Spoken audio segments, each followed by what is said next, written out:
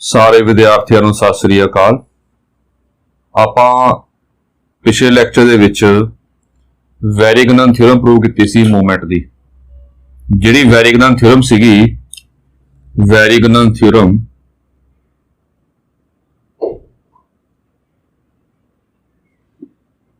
ਇਹ ਦੋ ਵਾਸਤੇ ਸੀ।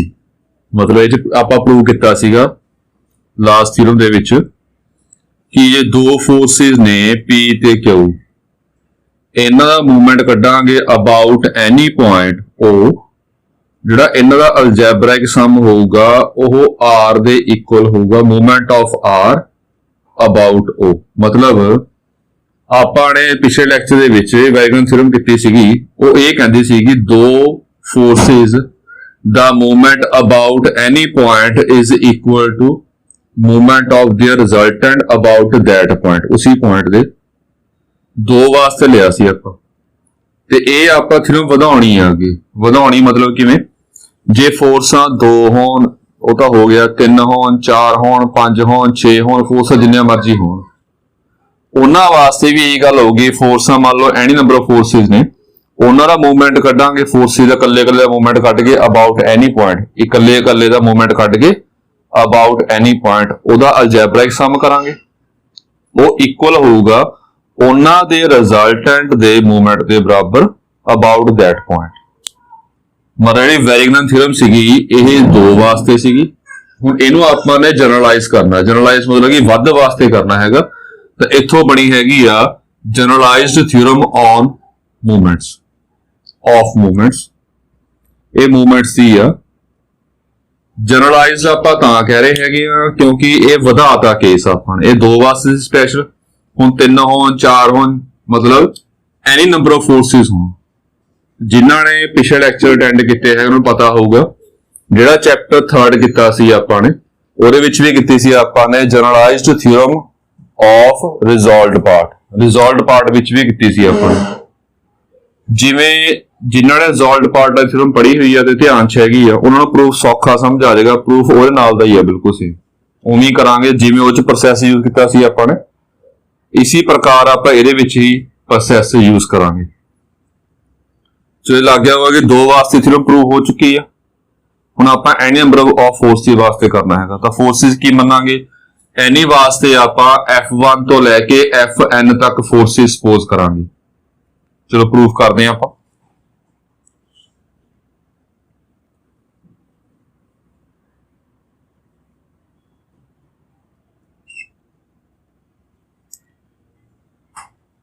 लेट कर रहे हैं आप, let F1 F2 F3 up to so on FN be any number of forces acting on a rigid body. Let F1 F2 F3 FN be any number of forces acting on a rigid body। ये मान लिया आपने। ਇਹਦਾ proof ਬਿਲਕੁਲ same ਉਦੀ ਕਰਾਂਗੇ ਜਿਵੇਂ ਆਪਾਂ ਨੇ generalise theorem of resolved part ਕੀਤਾ ਹੈ। ਜਾਂ ਪਹਿਲਾਂ ਉਹ ਦੇਖ ਲਿਓ ਤੇ ਬਾਅਦ ਚੋਂ ਇਹ ਦੇਖ ਲਿਓ। ਪ੍ਰੂਫ ਤਾਂ ਸਾਰਾ ਸਮਝਾਵਾਂਗੇ, ਦੁਬਾਰਾ ਸਮਝਾਂਗੇ। ਇੰਨੀਆਂ ਫੋਰਸਿਸ ਮੰਨ ਲਈਆਂ ਆਪਾਂ ਸਾਰੀਆਂ, ਤੇ ਇਹ ਸਾਰੇ ਫੋਰਸਿਸ ਆਪਾਂ ਸਪੋਜ਼ ਕਰ ਲਿਆ ਤੇ ਲੈਟ ਕਰ ਰਹੇ ਹਾਂ ਜਿਵੇਂ ਪਿੱਛੇ ਕੀਤਾ ਸੀਗਾ।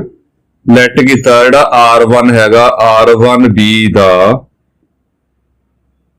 Resultant of F1, F2। ਜਿਹੜੀਆਂ ਆਹ ਦੋ ਫੋਰਸਾਂ ਨੇ ਪਹਿਲੀਆਂ, ਇਹਦਾ ਰਿਜ਼ਲਟੈਂਟ ਆਪਾਂ R1 ਮੰਨ ਲਿਆ, ਇਹ ਮੰਨੀ ਆ ਫਿਲਹਾਲ, ਸਪੋਜ਼ ਹੀ ਕੀਤਾ ਆਪਾਂ ਨੇ। ਐਂਡ R2 ਕੀਤਾ R2B the resultant of R1, F3। ਹੁਣ R2 ਰਿਜ਼ਲਟੈਂਟ ਕਿਹਦਾ ਮੰਨਿਆ ਆਪਾਂ ਨੇ? R2 ਰਿਜ਼ਲਟੈਂਟ ਮੰਨਿਆ ਹੈਗਾ ਜੀ ਇਹਦਾ R1 ਦਾ, ਇੱਕ ਫੋਰਸ ਹੋਰ ਨਵੀਂ ਐਡ ਕਰਤੀ ਆਪਾਂ F3। दैट इज ਇਹ ਵੀ ਆਪਾਂ ਕਹਿ ਸਕਦੇ ਹਾਂ ਕਿ R1 ਰਿਜ਼ਲਟੈਂਟ ਕਿਹਦਾ ਹੈਗਾ? F1 ਤੇ F2 ਦਾ। ਫਿਰ R2 ਰਿਜ਼ਲਟੈਂਟ ਕਿਹਦਾ ਹੋਊਗਾ? ये F1 ਤੇ F2 ਦਾ ਰਿਜ਼ਲਟੈਂਟ ਆ R1।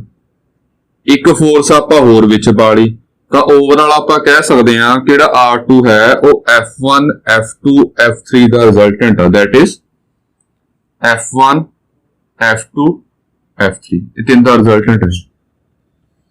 ਬਿਲਕੁਲ ਸੇਮ ਇਦਾਂ ਹੀ ਫਿਰ ਆਪਾਂ R3 ਮੰਨਿਆ, R3 ਕੀ ਸਪੋਜ਼ ਕੀਤਾ ਰਿਜ਼ਲਟੈਂਟ ਆਫ R2, ਇੱਕ ਲੈਣਾ ਪਿਛਲਾ ਰਿਜ਼ਲਟੈਂਟ ਇਸ ਤੋਂ ਪਿੱਛੇ ਵਾਲਾ, ਇੱਕ ਨਵੀਂ ਫੋਰਸ ਐਡ ਕਰਨੀ ਹੈ ਇਹਦੇ ਵਿੱਚ। F3 ਤਾਂ ਇਹ ਹੈਗੀ ਆ, ਇੱਕ ਨਵੀਂ ਫੋਰਸ F4 ਐਡ ਕਰ, ਮਤਲਬ ਦੈਟ ਇਜ਼ ਹੁਣ R2 ਰਿਜ਼ਲਟੈਂਟ ਕਿਹਦਾ ਮੰਨਿਆ ਤਿੰਨ ਫੋਰਸਾਂ ਦਾ, ਇੱਕ ਫੋਰਸ ਆਪਾਂ ਹੋਰ ਵਿੱਚ ਐਡ ਕਰਤੀ, ਜਿਹੜਾ R3 ਹੈਗਾ ਉਹ ਰਿਜ਼ਲਟੈਂਟ ਬਣ ਗਿਆ F1 F2 F3 F4, ਇਹ ਚਾਰ ਦਾ ਰਿਜ਼ਲਟੈਂਟ ਬਣ ਗਿਆ। ਮਤਲਬ ਕੀ ਗੱਲ ਬਣ ਗਈ, ਜਿਹੜਾ R1 ਹੈਗਾ ਉਹ ਦੋ ਫੋਰਸ ਰਿਜ਼ਲਟੈਂਟ ਹੋ ਗਿਆ, R2 ਜਿਹੜਾ ਹੈਗਾ ਉਹ ਤਿੰਨ ਫੋਰਸਾਂ ਰਿਜ਼ਲਟੈਂਟ ਬਣ ਗਿਆ, R3 ਜਿਹੜਾ ਹੈਗਾ ਉਹ ਚਾਰ ਫੋਰਸਾਂ ਰਿਜ਼ਲਟੈਂਟ ਬਣ ਗਿਆ। ਆਪਾਂ ਨੇ ਦੇਖਣਾ ਕਿ ਇਹਨਾਂ ਸਾਰਿਆਂ ਦਾ ਰਿਜ਼ਲਟੈਂਟ ਕੀ ਹੋਊਗਾ, ਇਹ ਆਪਣਾ ਮਾਈਂਡ ਯੂਜ਼ ਕਰਨਾ ਆਪਾਂ ਨੇ ਅਪ ਟੂ ਸੋਨ ਲੈ ਗਏ। ਅੱਗੇ ਪਾਇਆ ਆਪਾਂ ਇਸ ਤੋਂ ਬਾਅਦ ਇਹਨੂੰ ਰੱਬ ਕਰ ਲਈਏ ਪਹਿਲਾਂ।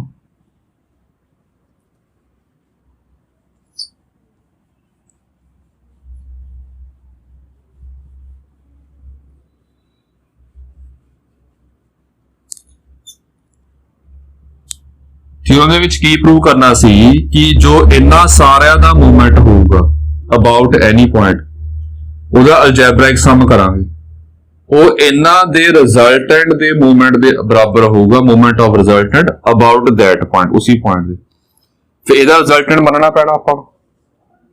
ਹੁਣ ਇਹ ਦੇਖੋ ਕਿ ਇਹਦੇ ਵਿੱਚ R1 ਮੰਨੇ ਆਪਾਂ ਦੋ ਫੋਰਸਾਂ ਰਿਜ਼ਲਟੈਂਟ, R2 ਹੋ ਗਿਆ ਤਿੰਨ ਫੋਰਸਾਂ ਰਿਜ਼ਲਟੈਂਟ, R3 ਹੋ ਗਿਆ ਚਾਰ ਫੋਰਸਾਂ ਰਿਜ਼ਲਟੈਂਟ। ਇਹਨੂੰ ਸੋਨ ਕਰਾਂਗੇ ਤਾਂ n ਫੋਰਸਾਂ ਦਾ ਰਿਜ਼ਲਟੈਂਟ ਕੀ ਬਣੇਗਾ, ਕੀ Rn ਬਣੇਗਾ, ਉਹ ਲਿਖਣਾ ਨੇ ਆਪਾਂ ਕਿ ਇਹਦਾ ਰਿਜ਼ਲਟੈਂਟ ਅੱਗੇ ਪਾ ਰਹੇ ਆਪਾਂ, ਇੱਕ ਲਾਈਨ ਮੈਂ ਛੱਡ ਰਿਹਾ ਵਿੱਚ ਪਹਿਲਾਂ, ਬਾਅਦ ਚ ਲਿਖਾਂਗੇ ਆਪਾਂ। ਜਿਹੜਾ Rn ਵੈਸੇ ਹੀ ਪਾ ਰਿਹਾ ਸਮਝਾਉਣ ਵਾਸਤੇ, B ਦਾ ਰਿਜ਼ਲਟੈਂਟ ਆਫ, ਇਹ ਰਿਜ਼ਲਟੈਂਟ ਕਿਹਦਾ ਹੋਊਗਾ, ਜਿਹੜਾ ਇਸ ਤੋਂ ਪਹਿਲਾਂ ਹੋਊਗਾ, ਇਸ ਤੋਂ ਪਹਿਲਾਂ ਕੀ ਆਊਗਾ Rn-1, ਇਹ ਸਮਝਣਾ ਹਜੇ ਥੋੜਾ ਫਰਕ ਰੱਖਿਆ, ਇਹ ਮੈਂ ਗਲਤ ਪਾ ਰਿਹਾ ਜੀ। ਆਪਾਂ ਕਿਵੇਂ ਲੈਣੇ ਰਿਜ਼ਲਟੈਂਟ, ਕਿਵੇਂ ਲਿਆ ਦੇਖੋ ਗੌਰ ਨਾਲ। ਜਿਵੇਂ R2 ਲਿਆ, R2 ਵਾਸਤੇ ਇੱਕ ਤਾਂ ਪਿਛਲਾ ਲਿਆ ਆਪਾਂ ਨੇ ਰਿਜ਼ਲਟੈਂਟ, ਇੱਕ ਨਵੀਂ ਫੋਰਸ ਐਡ ਕਰਤੀ। R3 ਵਾਸਤੇ ਪਿਛਲਾ ਲਿਆ ਆਪਾਂ ਨੇ R2 ਰਿਜ਼ਲਟੈਂਟ, ਇੱਕ ਨਵੀਂ ਫੋਰਸ ਆਪਾਂ ਐਡ ਕਰਤੀ। ਹੁਣ Rn ਵੈਸੇ ਚਲੋ ਇਹ ਪਾਇਆ ਗਲਤ ਆ, ਕਿਉਂ ਗਲਤ ਪਾਇਆ ਸਮਝਾ ਦੇਗਾ। ਇਹ ਨਵੀਂ ਫੋਰਸ ਕਿਹੜੀ ਐਡ ਕਰਨੀ ਆ, Fn ਹੀ ਐਡ ਕਰਾਂਗੇ ਅਖੀਰ ਦੇ ਵਿੱਚ, ਕਿਉਂਕਿ ਪਹਿਲਾਂ F2 ਐਡ ਹੋਈ ਆ, F3 ਐਡ ਹੋਈ ਆ, F4 ਐਡ ਹੋਈ ਆ, ਅਪ ਟੂ ਹੁਣ ਅਖੀਰ ਦੇ ਵਿੱਚ Fn ਹੀ ਐਡ ਹੋਗੀ, ਇਸ ਤੋਂ ਅੱਗੇ ਫੋਰਸ ਹੈ ਹੀ ਨਹੀਂ ਆਪਣੇ ਕੋਲ, ਤਾਂ ਅਖੀਰ ਦੇ ਵਿੱਚ Fn ਐਡ ਹੋਊਗੀ। ਹੁਣ ਇੱਥੋਂ ਦੇਖਣਾ, ਦਿਮਾਗ ਲਾਣਾ, ਜੇ ਇੱਥੇ Fn ਹੈਗਾ ਤਾਂ ਇੱਥੇ ਆਪਾਂ ਮਾਈਂਡ ਯੂਜ਼ ਕਰਾਂਗੇ। ਜੇ F3 ਆ ਤਾਂ ਉਰੇ ਕੀ ਹੈਗਾ R1, ਜੇ F4 ਆ ਤਾਂ ਉਰੇ ਕੀ ਹੈਗਾ ਜੀ ਆਪਣੇ ਕੋਲ R2 ਆ। ਤਾਂ ਇਹ ਦੋ ਦਾ ਫਰਕ ਆ, 3 ਵਾਸਤੇ 2 ਮਾਈਨਸ ਕਿਤੇ 1 ਆ ਜਾਊਗਾ, 4 ਵਾਸਤੇ 2 ਮਾਈਨਸ ਕਿਤੇ ਕਿੰਨਾ ਆ ਜਾਊਗਾ 2 ਆ ਜਾਏਗਾ, ਤਾਂ ਉਰੇ Rn-2 ਹੋਊਗਾ। ਇਹ ਮਾਈਂਡ ਯੂਜ਼ ਕਰਨਾ ਆਪਾਂ। ਦੂਜੀ ਗੱਲ, ਜਿਹੜੀ ਅਖੀਰਲੀ ਫੋਰਸ ਆਪਾਂ ਲੈ ਰਹੇ ਹਾਂ ਉਰੇ F4 ਲੈ ਰਹੇ ਹਾਂ, ਤਾਂ ਉਹਦਾ ਰਿਜ਼ਲਟੈਂਟ ਕੀ ਆ R4 ਨਹੀਂ ਹੈਗਾ, R3 ਹੈ। ਇਹ ਲਾਸਟ ਫੋਰਸ ਤੋਂ ਆਪਾਂ ਡਿਸਾਈਡ ਕਰ ਰਹੇ ਹਾਂ, ਸਾਰਾ ਇੱਥੋਂ ਡਿਸਾਈਡ ਕਰ ਰਹੇ ਹਾਂ। ਜੇ F3 ਲਿਆ ਤਾਂ R2 ਆ ਰਿਹਾ, ਜੇ F4 ਲਿਆ ਤਾਂ R3 ਆ ਰਿਹਾ, ਮਤਲਬ F3 ਵਾਸਤੇ ਇੱਕ ਘੱਟ R2 ਆ ਰਿਹਾ, F4 ਵਾਸਤੇ ਘੱਟ R3 ਆ ਰਿਹਾ ਹੈਗਾ, ਤਾਂ Fn ਵਾਸਤੇ Rn-1। ਇਹ ਗੱਲ ਕੀ ਬਣੀ, that is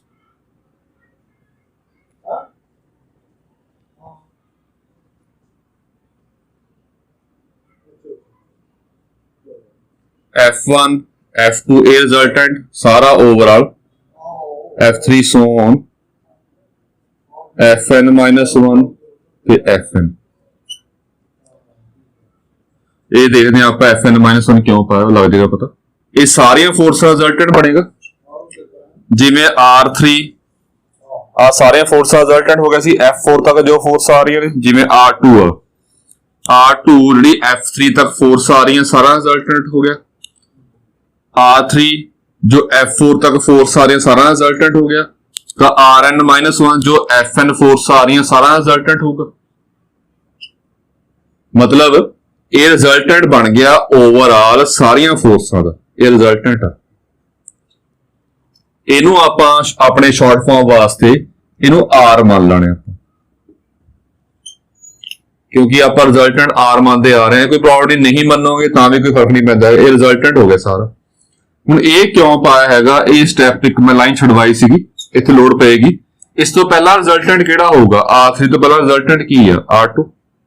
ਤਾਂ Rn-1 ਤੋਂ ਪਹਿਲਾਂ ਰਿਜ਼ਲਟੈਂਟ ਕੀ ਹੋਊਗਾ, Rn-2। B the resultant of, ਇਹ ਰਿਜ਼ਲਟੈਂਟ ਕਿਹਦਾ ਹੋਊਗਾ, ਇਹ ਆਪੇ ਦਿਮਾਗ ਲਾ ਸਕਦੇ ਆ। ਇੱਥੇ Rn R ਇਸ ਤੋਂ ਘੱਟ ਹੋਊਗਾ ਜੀ। Rn-3 ਜਿਵੇਂ R2 R1 ਅੱਗੇ R3 ਆਊਗਾ, ਉਵੇਂ Rn-2 ਤੋਂ ਪਹਿਲਾਂ ਕੀ ਆਊਗਾ, ਇੱਕ ਘਟਾਤਾ ਆਪਾਂ ਨੇ, n-3 ਆ ਜਾਊਗਾ ਜੀ। F4 ਤੋਂ ਪਹਿਲਾਂ ਕੀ ਆਊਗਾ, F3 ਆਊਗਾ। Fn ਤੋਂ ਪਹਿਲਾਂ ਕੀ ਆ ਰਿਹਾ, Fn-1 ਇਹ ਆ ਗਿਆ। ਤੇ ਇਹਦੇ ਵਿੱਚ ਹੀ ਪਾਉਣਾ ਆਪਾਂ that is फोर्सा किहड़ियां बन गईयां, F1 F2 F3 up to so on Fn-1। ਇਹਦੇ ਵਿੱਚ ਹੈ, ਇਹਦੇ ਨਾਲ ਇਹ ਲੋਡ ਪੈਣੇ ਤਾਂ ਗੱਲ ਕੀਤੀ। ਸੋ ਓਵਰਆਲ ਗੱਲ ਕੀ ਬਣੀ ਆ ਸਾਰੀ, R1 2 ਫੋਰਸਾਂ ਦਾ ਰਿਜ਼ਲਟੈਂਟ ਆ ਜੀ, R2 3 ਫੋਰਸਾਂ ਦਾ ਰਿਜ਼ਲਟੈਂਟ ਹੋ ਗਿਆ, R3 4 ਫੋਰਸਾਂ ਦਾ ਰਿਜ਼ਲਟੈਂਟ ਹੋ ਗਿਆ, Rn-1 ਪਹਿਲੀਆਂ n-1 ਫੋਰਸਾਂ ਦਾ ਰਿਜ਼ਲਟੈਂਟ ਬਣ ਗਿਆ, ਤੇ Rn-1 ਜਿਹੜਾ ਹੈਗਾ ਇਹ ਓਵਰਆਲ ਇਹ ਸਾਰੀਆਂ ਫੋਰਸਾਂ ਦਾ ਰਿਜ਼ਲਟੈਂਟ ਬਣ ਗਿਆ। ਇਹਨੂੰ ਆਪਾਂ R ਮੰਨ ਲਿਆ। ਆਪਾਂ ਹੁਣ ਸ਼ੋ ਕੀ ਕਰਨਾ ਹੈਗਾ, ਜੋ ਇਹਨਾਂ ਸਾਰੀਆਂ ਫੋਰਸਾਂ ਦਾ ਮੂਵਮੈਂਟ ਅਬਾਊਟ ਐਨੀ ਪੁਆਇੰਟ ਹੋਊਗਾ, ਅਬਾਊਟ O ਮੰਨਾਂਗੇ, ਉਹਦਾ ਅਲਜੈਬਰਾਇਕ ਸਮ ਰਿਜ਼ਲਟੈਂਟ ਦੇ ਮੂਵਮੈਂਟ ਦੇ ਬਰਾਬਰ ਹੋਊਗਾ ਅਬਾਊਟ O। ਸੋ ਲੈ ਰਹੇ ਆ ਆਪਾਂ, ਦੇਖੋ ਇਹ ਸੌਖਾ ਹੀ ਆ। ਲੈਟ ਕਰ ਲਿਆ ਆਪਾਂ, light O be any point। O ਆਪਾਂ ਕੋਈ ਪੁਆਇੰਟ ਸਪੋਜ਼ ਕਰ ਲਿਆ, ਦੇਖੋ ਧਿਆਨ ਨਾਲ। ਹੁਣ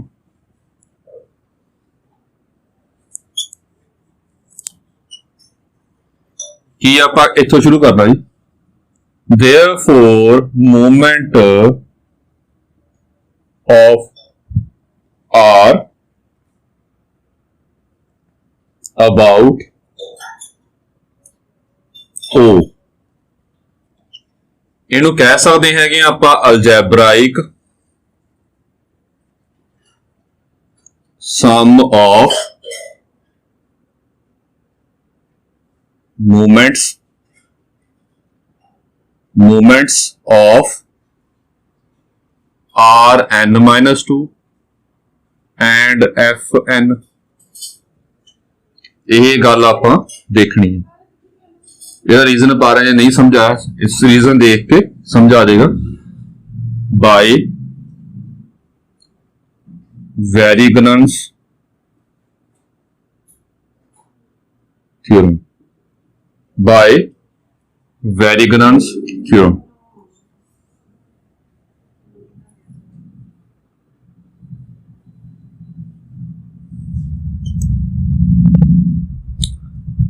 ਇਹ ਕੀ ਆ, ਵੈਰੀਗਨਨ ਥਿयोरम ਕਹਿੰਦੀ ਹੈਗੀ ਆ, ਜੇ ਦੋ ਫੋਰਸਾਂ ਦਾ ਰਿਜ਼ਲਟੈਂਟ ਪਤਾ ਆਪਾਂ ਨੂੰ, ਦੋ ਫੋਰਸਾਂ ਹੋਣ, ਆ ਦੋ ਫੋਰਸਾਂ ਦਾ ਆਪਾਂ ਨੂੰ ਰਿਜ਼ਲਟੈਂਟ ਪਤਾ ਹੋਵੇ, ਤਾਂ ਬਾय ਵੈਰੀਗਨਨ ਥਿयोरम जो रिजल्टेंट दा मूवमेंट होगा about any point is equal to algebraic sum of movement of forces about that point. ਹੁਣ ਦੋ ਵਾਸਤੇ ਆਪਾਂ ਕੀਤਾ ਹੋਇਆ ਪ੍ਰੂਵ, ਇਹ ਦੋ ਫੋਰਸਾਂ ਦੋ ਵਾਸਤੇ ਕੀਤਾ ਹੋਇਆ ਕਿ जो ਇਹਦਾ ਰਿਜ਼ਲਟੈਂਟ ਮੂਵਮੈਂਟ ਹੋਊਗਾ ਰਿਜ਼ਲਟੈਂਟ ਦਾ ਅਬਾਊਟ ਉਹ ਇਹ ਦੋਨਾਂ ਦੇ ਅਲਜੈਬਰਾਇਕ some of movement of Rn-2 ਤੇ Fn ਦੇ ਬਰਾਬਰ ਹੋਊਗਾ। ਇਹ ਦੋ ਵਾਸਤੇ ਆਪਾਂ ਕੀਤਾ ਹੋਇਆ ਤਾਂ ਇੱਥੋਂ ਇਹਨੂੰ ਇਕੁਅਲ ਟੂ ਪਾ ਲਿਆ ਆਪਾਂ ਨੇ। ਹੁਣ Rn-2 ਦੇਖੋ ਗੌਰ ਨਾਲ, ਜਿਹੜਾ Rn-2 ਹੈਗਾ ਇਹ ਵੀ ਤਾਂ ਦੋ ਫੋਰਸਾਂ ਦਾ ਰਿਜ਼ਲਟੈਂਟ, ਜਿਹੜਾ Rn-2 ਹੈਗਾ ਇਹ ਵੀ ਦੋ ਫੋਰਸਾਂ ਦਾ ਰਿਜ਼ਲਟੈਂਟ, ਤਾਂ ਇਹਨੂੰ ਲਿਖ ਸਕਦੇ ਹਾਂ ਆਪਾਂ, ਇਹ ਬਣ ਗਿਆ ਅਲਜੈਬਰਾਇਕ ਸਮ ਆਫ ਮੂਵਮੈਂਟਸ ਆਫ, ਗੌਰ ਨਾਲ ਦੇਖੋ ਇਹਨੂੰ ਆਪਾਂ ਫਰਦਰ ਦੋ ਦਾ ਸਮ ਲਿਖ ਸਕਦੇ ਹਾਂ, Rn-3 Fn-1 ਐਂਡ Fn। ਆਹ ਗੱਲ ਦੇਖੋ, ਆ ਠੀਕ ਆ, ਇਹਨੂੰ ਦੋ ਦਾ ਅਲਜੈਬਰਾਇਕ ਸਮ ਲਿਖ ਸਕਦੇ ਹਾਂ। ਦੋ ਫੋਰਸਾਂ ਵਾਸਤੇ ਵੈਰੀਗਨਨ ਥਿਊਰਮ ਦੇ ਵਿੱਚ ਪ੍ਰੂਵ ਕੀਤਾ ਹੋਇਆ ਕਿ ਦੋ ਵਾਸਤੇ ਆਪਾਂ ਲਿਖ ਸਕਦੇ ਹਾਂ, ਇਹ ਵੀ ਤਾਂ ਦੋ ਦਾ ਰਿਜ਼ਲਟੈਂਟ ਹੀ ਆ, ਇਹ ਵਾਲੀ ਚੀਜ਼ Rn-2 ਦੋ ਦਾ ਰਿਜ਼ਲਟੈਂਟ ਆ, ਜੋ ਇਹਦਾ ਮੂਵਮੈਂਟ ਹੋਊਗਾ ਉਹ ਇਹਨਾਂ ਦੋਨਾਂ ਅਲਜੈਬਰਾਇਕ ਸਮ ਦੇ ਬਰਾਬਰ ਹੋਊਗਾ, ਤੇ ਇਹ ਤਾਂ ਇਦਾਂ ਹੀ ਪਾਤਾ ਆਪਾਂ ਨਾਲ ਪਿਆ ਸੀਗਾ। ਸਿਮਿਲਰਲੀ ਫਿਰ ਇਹਦੀ ਵੈਲਿਊ ਭਰ ਦਾਂਗੇ 2 ਦੇ ਵਿੱਚ, ਇਹਨੂੰ ਫੇਰ ਫਰਦਰ ਜਿਵੇਂ ਪਹਿਲਾਂ ਕੀ ਕੀਤਾ ਆਪਾਂ ਨੇ, R ਨੂੰ 2 ਚ ਸਪਲਿਟ ਕੀਤਾ, 2 ਚ ਤੋੜਿਆ, ਕਿਉਂ ਤੋੜ ਸਕਦੇ ਆ, ਬਾਏ ਵੈਰੀਗਨਨ ਥਿਊਰਮ। R ਨੂੰ ਆਪਾਂ 2 ਚ ਸਪਲਿਟ ਕਰਤਾ, ਫਿਰ ਇਹਨੂੰ ਫਰਦਰ ਫੇਰ 2 ਚ ਸਪਲਿਟ ਕਰਤਾ, ਅੱਗੇ ਫੇਰ ਸਪਲਿਟ ਕਰ ਦਾਂਗੇ 2 ਚ, ਅੱਗੇ ਫੇਰ ਸਪਲਿਟ ਕਰ ਦਾਂਗੇ, ਐ ਸਪਲਿਟ ਕਰੀ ਜਾਵਾਂਗੇ। ਇਹ ਸੋਨ ਕਰਤਾ, ਇਸ ਤੋਂ ਬਾਅਦ ਇਹ ਬਣ ਜਾਏਗਾ ਅਲਜੈਬਰਾਇਕ some of movements of F1, F2, F3 up to so on Fn-1 Fn। ਇਹੀ ਆਪਾਂ ਪ੍ਰੂਵ ਕਰਨਾ ਸੀਗਾ। ਇੱਥੇ ਨਾਲ ਪਾ ਲਓ, ਇਹ ਅਬਾਊਟ O ਲੈ ਰਹੇ ਆਪਾਂ, ਅਬਾਊਟ O, ਇਹ ਵੀ ਪਿੱਛੇ ਨਾਲ ਪਾ ਲਓ ਅਬਾਊਟ O, ਇਹ ਵੀ ਨਾਲ ਪਾ ਲਓ ਅਬਾਊਟ। ਇਹ ਥੋੜੀ ਗੱਲ ਹੋਰ ਸਮਝਾਉਣੀ ਆ ਕਿ ਇਹ ਕਿਵੇਂ ਲਿਖਿਆ ਆਪਾਂ ਨੇ, ਇਧਰ ਸਾਈਡ ਤੇ ਸਮਝਾ ਰਹੇ, ਉਹ ਦੇਖਿਓ ਧਿਆਨ।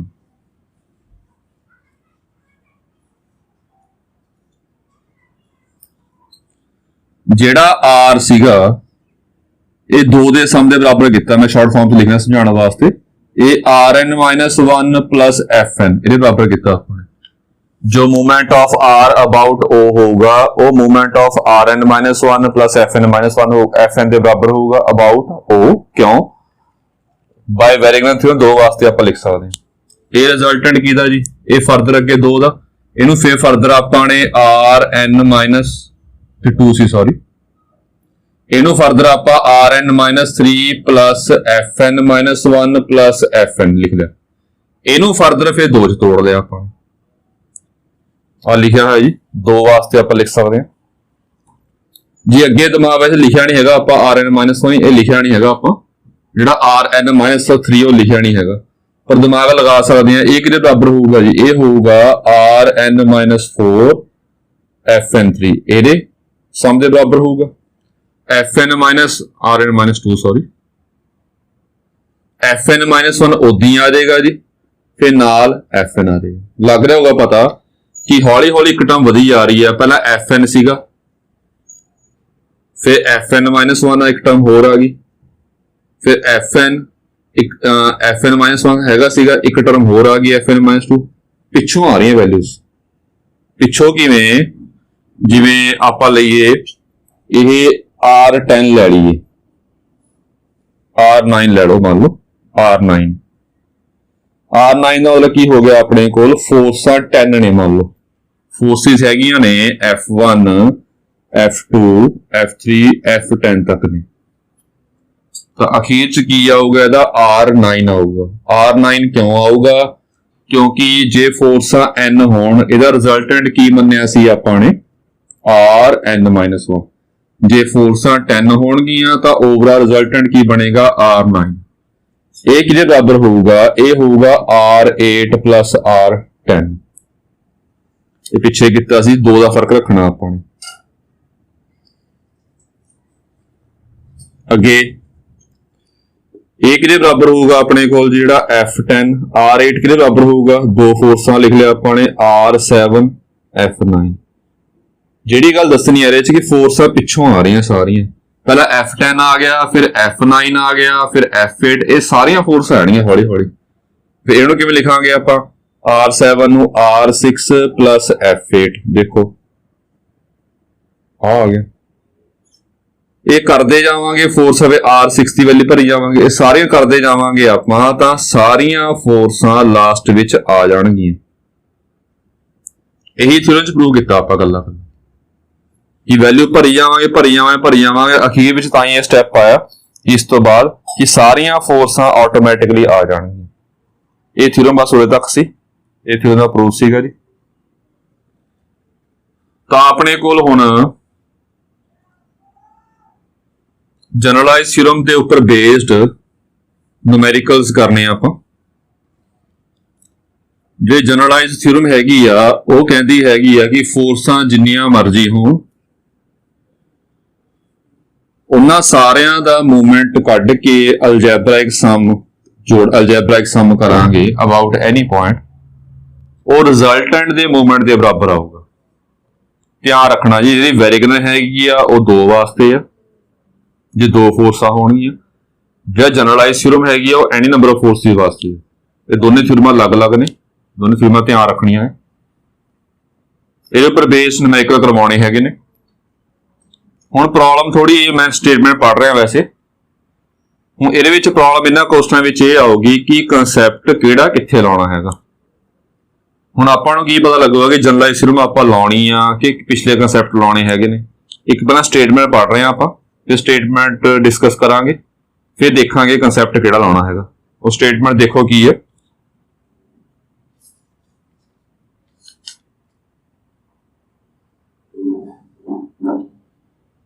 ABCD is a sphere and a force of 100 Newton acts along the side AB.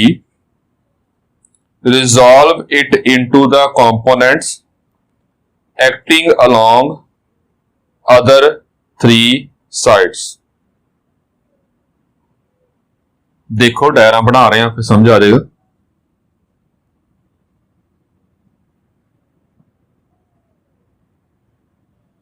A B C D AB ਦੇ along 100 ਨਿਊਟਨ ਦੀ ਫੋਰਸ ਲੱਗ ਰਹੀ ਹੈ along ਦਾ ਪਤਾ ਹੋਊਗਾ along ਦੇ ਵਿੱਚ ਆਪਾਂ 100 ਨਿਊਟਨ ਦੀ ਡਾਇਰੈਕਸ਼ਨ ਦੱਸ ਸਕਦੇ ਹਾਂ ਇਹਦਾ ਮੈਗਨੀਟਿਊਡ ਨਹੀਂ ਦੱਸ ਸਕਦੇ ਕਿੰਨਾ ਹੋਊਗਾ AB ਦੇ ਬਰਾਬਰ ਨਹੀਂ ਹੋਊਗਾ ਮੈਗਨੀਟਿਊਡ ਇਹ ਪਹਿਲਾਂ ਗੱਲਾਂ ਸਾਰੀਆਂ ਕੀਤੀਆਂ ਹੋਈਆਂ along ਕੁਝ ਹੋਰ ਹੁੰਦਾ ਤੇ ਕੰਪਲੀਟਲੀ ਰਿਪਰੈਜ਼ੈਂਟ ਕੋਈ ਹੋਰ ਚੀਜ਼ ਹੁੰਦੀ ਹੈ ਸੋ AB along ਜਿਹੜੀ ਹੈਗੀ ਆ ਉਹ 100 ਨਿਊਟਨ ਫੋਰਸ ਆ ਤੇ ਰਿਜ਼ੋਲਵ ਕਰਨਾ ਆਪਾਂ ਇਹਨੂੰ ਕੰਪੋਨੈਂਟਸ ਦੇ ਵਿੱਚ ਹੁਣ ਜਿਨ੍ਹਾਂ ਨੇ ਪਿਛਲਾ ਟੌਪਿਕ ਧਿਆਨ ਨਾਲ ਪੜ੍ਹਿਆ ਹੋਵੇ ਉਹਨੂੰ ਪਤਾ ਹੋਊਗਾ ਕਿ ਜੇ ਆਪਾਂ ਕਿਸੇ ਫੋਰਸ ਨੂੰ ਰਿਜ਼ੋਲਵਡ ਇਨਟੂ ਟੂ ਪਾਰਟਸ ਹੁਣ ਰਿਜ਼ੋਲਵ ਕਰਨ ਦਾ ਮਤਲਬ ਕੀ ਹੁੰਦਾ ਕਿ ਆ ਦੋ ਫੋਰਸਾਂ ਨੇ ਮਤਲਬ ਆ ਫੋਰਸ ਆ F ਇਹ ਦੋ ਫੋਰਸਾਂ ਚ ਆਪਾਂ ਤੋੜਨਾ resolved into two components कह लो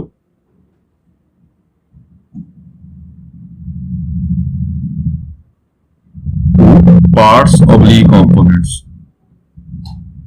ਇਹ ਕੋਈ ਫਰਕ ਨਹੀਂ ਪੈਂਦਾ ਇਹਨੂੰ ਆਪਾਂ ਦੋ ਪਾਰਟਸ ਤੋੜਨਾ ਆਪਾਂ resolved ਪਾਰਟ ਅਲੱਗ ਚੀਜ਼ ਹੋਗੀ ਇਹ ਦੋ ਪਾਰਟਸ ਦੇ ਵਿੱਚ ਆਪਾਂ ਤੋੜ ਲੈਣਾ ਦੋ ਕੰਪੋਨੈਂਟ ਬਣਾਉਣੇ ਨੇ ਕਿਸੇ ਫੋਰਸ ਇਹਦਾ ਮਤਲਬ ਕੀ ਹੋ ਗਿਆ ਕਿ ਇਹਨਾਂ ਦੋਨਾਂ ਫੋਰਸਿਸ ਦਾ ਰਿਜ਼ਲਟੈਂਟ F ਆ ਇਹ ਪਹਿਲਾਂ ਚੀਜ਼ਾਂ ਪੜ੍ਹੀਆਂ ਹੋਈਆਂ ਪਿਛਲੇ ਲੈਕਚਰ ਦੇ ਵਿੱਚ ਜੇ ਨਹੀਂ ਪਤਾ ਤਾਂ ਲੈਕਚਰ ਸੁਣ ਲਿਓ ਪਿਛਲੇ ਤਾਂ ਇਹਦੇ ਵਿੱਚ ਕੀ ਹੈਗਾ ਆਪਣੇ ਕੋਲ ਇਹ ਕਨਸੈਪਟ ਪਹਿਲਾਂ ਕੀਤਾ ਹੋਇਆ ਜੇ ਯਾਦ ਹੋਵੇ ਇਹ ਐਂਗਲ ਮੰਨ ਲਓ ਅਲਫਾ ਇਹ ਬੀਟਾ ਤਾਂ F ਫੋਰਸ ਜਿਹੜੀ ਹੈਗੀ ਆ P ਫੋਰਸ ਜਿਹੜੀ ਆ ਉਹ ਕੱਢ ਸਕਦੇ ਆ ਆਪਾਂ ਇਹ F sin beta upon sin alpha plus beta ਇਹ 3rd ਚੈਪਟਰ ਚ ਕਰਿਆ ਸੀਗਾ ਹੁਣ ਵੱਡੀ ਪ੍ਰੋਬਲਮ ਇਹਦੇ ਵਿੱਚ ਇਹ ਆਊਗੀ ਕਿ ਕਿਹੜਾ ਕਨਸੈਪਟ ਕਿੱਥੇ ਲਾਉਣਾ ਹੈਗਾ। ਹੁਣ ਇਹ ਕਨਸੈਪਟ ਇਹਦੇ ਚ ਲਾ ਸਕਦੇ ਹਾਂ ਆਪਾਂ।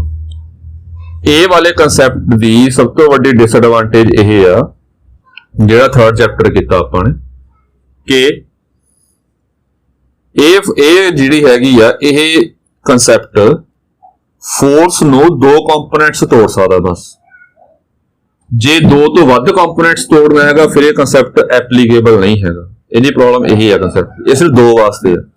ਜਿੰਨੇ ਵੀ ਕੁਐਸਚਨ ਆਪਾਂ ਚੈਪਟਰ 3rd ਚ ਕੀਤੇ ਸੀਗੇ ਉਹ ਚ 2 ਕੰਪੋਨੈਂਟਸ ਦੇ ਵਿੱਚ ਆਪਾਂ ਸਪਲਿਟ ਕੀਤਾ ਸੀ। ਇਹ ਸਾਰੀਆਂ ਗੱਲਾਂ ਜੋ ਹੈਗੀਆਂ ਨੇ, ਜੇ ਨਾਲ ਕੰਮ ਕਰੋਗੇ ਤਾਂ ਤੁਹਾਨੂੰ ਧਿਆਨ ਚ ਰਹਿਣਗੀਆਂ। ਇੱਕ ਦਿਨ ਚ ਨਹੀਂ ਗੱਲਾਂ ਸਾਰੀਆਂ ਸਮਝ ਆਉਣੀ ਹੈਗੀ। ਹੁਣ ਇੱਥੇ ਪ੍ਰੋਬਲਮ ਕੀ ਹੈਗੀ ਆ, ਇੱਥੇ ਆਪਾਂ ਨੇ ਇਸ ਨੂੰ 3 ਕੰਪੋਨੈਂਟਸ ਤੋੜਨਾ। 3 ਕੰਪੋਨੈਂਟਸ ਤੋੜਨ ਦਾ ਮਤਲਬ ਕੀ ਆ ਕਿ ਤਿੰਨਾਂ ਦਾ ਜੋ ਰਿਜ਼ਲਟੈਂਟ ਉਹ ਇਹ ਆਵੇ। ਤਾਂ ਇਹ ਵਾਲਾ ਫਾਰਮੂਲਾ ਫੇਲ ਹੋ ਗਿਆ। ਇਹ ਫਾਰਮੂਲਾ ਫੇਲ ਕਿਉਂ ਹੋ ਗਿਆ? ਬਿਕੋਜ਼ ਇਹ 2 ਚ ਤੋੜਨ ਵਾਸਤੇ ਹੈ। ਹੁਣ ਗੱਲ ਇਹ ਬਣਦੀ ਆ, ਜੇ ਆਪਾਂ ਇੱਕ ਫੋਰਸ ਨੂੰ 2 ਕੰਪੋਨੈਂਟਸ ਤੋੜਨਾ ਜਾਂ 3 ਕੰਪੋਨੈਂਟ 2 ਵਾਸਤੇ ਦਾ ਫਾਰਮੂਲਾ ਹੈਗਾ। ਜੇ 3 ਕੰਪੋਨੈਂਟਸ ਤੋੜਨਾ, 4 ਚ ਬਣਾਉਣਾ ਹੈਗਾ, 5 ਚ ਬਣਾਉਣਾ ਹੈਗਾ, 6 ਚ, ਜਿੰਨੇ ਮਰਜ਼ੀ ਬਣਾਉਣਾ ਹੈਗਾ, ਉਹ ਕਿਵੇਂ ਕਰਾਂਗੇ? ਤਾਂ ਇਹਦੇ ਵਿੱਚ ਆਪਾਂ ਯੂਜ਼ ਕਰਾਂਗੇ ਜਨਰਲਾਈਜ਼ਡ ਥਿਊਰਮ ਆਫ ਮੂਵਮੈਂਟਸ। ਇਹ ਗੱਲਾਂ ਸਾਰੀਆਂ ਧਿਆਨ ਰੱਖਣੀਆਂ ਨੇ। ਤਾਂ ਇਹਦੇ ਵਿੱਚ ਆਪਾਂ ਜਨਰਲਾਈਜ਼ਡ ਥਿਊਰਮ ਆਫ ਮੂਵਮੈਂਟ ਯੂਜ਼ ਕਰਾਂਗੇ। ਉਹ ਕਿਵੇਂ ਯੂਜ਼ ਕਰਨੀ ਆ ਉਹ ਕਰਦੇ ਆ ਆਪਾਂ। ਮੰਨ ਲਓ ਇਹ ਫੋਰਸ ਦੇ ਸਟੇਟਮੈਂਟ ਦੇਖ ਲਿਓ। ਸਟੇਟਮੈਂਟ ਇਦਾਂ ਗਿਆ ਕਿ ਇਹ ਫੋਰਸ ਦੇ 3 ਕੰਪੋਨੈਂਟਸ ਤੋੜਨੇ ਆ ਆਪਾਂ ਨੇ। 3 ਕੰਪੋਨੈਂਟਸ ਤੋੜ ਕੇ ਇੱਥੇ P ਲੈ ਲਿਆ, ਇੱਧਰ Q ਲੈ ਲਿਆ, ਇੱਧਰ ਆਪਾਂ ਨੇ ਚਲੋ F1 F2 ਮੰਨ ਲਓ। ਇਹ F1 ਲੈ ਲਿਆ ਆਪਾਂ, ਇਹ F2 ਲੈ ਲਿਆ, ਇਹ F3 ਲੈ ਲਿਆ। 3 ਕੰਪੋਨੈਂਟਸ ਆਪਾਂ ਤੋੜ ਲਏ। ਇਹ ਤਿੰਨਾਂ ਦਾ ਰਿਜ਼ਲਟੈਂਟ ਇਹ ਆ। ਜਿੰਨੇ ਕੰਪੋਨੈਂਟ ਕਹੇ ਹੈਗੇ ਨੇ ਆਪਾਂ ਉਹਨੇ ਤੋੜ ਲਵਾਂਗੇ। ਇਸ ਤੋਂ ਬਾਅਦ ਸਟੇਟਮੈਂਟ ਦੇਖ ਲਿਓ, resolve it into components along other 3 sides. ਹੁਣ ਡਾਇਰੈਕਸ਼ਨ ਕਿੱਦਾਂ ਪਾਣੀ ਹੈ ਮਰਜ਼ੀ ਹੈ ਆਪਣੀ, ਜਿੱਦਾਂ ਮਰਜ਼ੀ ਪਾਓ ਡਾਇਰੈਕਸ਼ਨ, ਉਹ ਆਪ ਹੀ ਆਨਸਰ ਆ ਜਾਊਗਾ।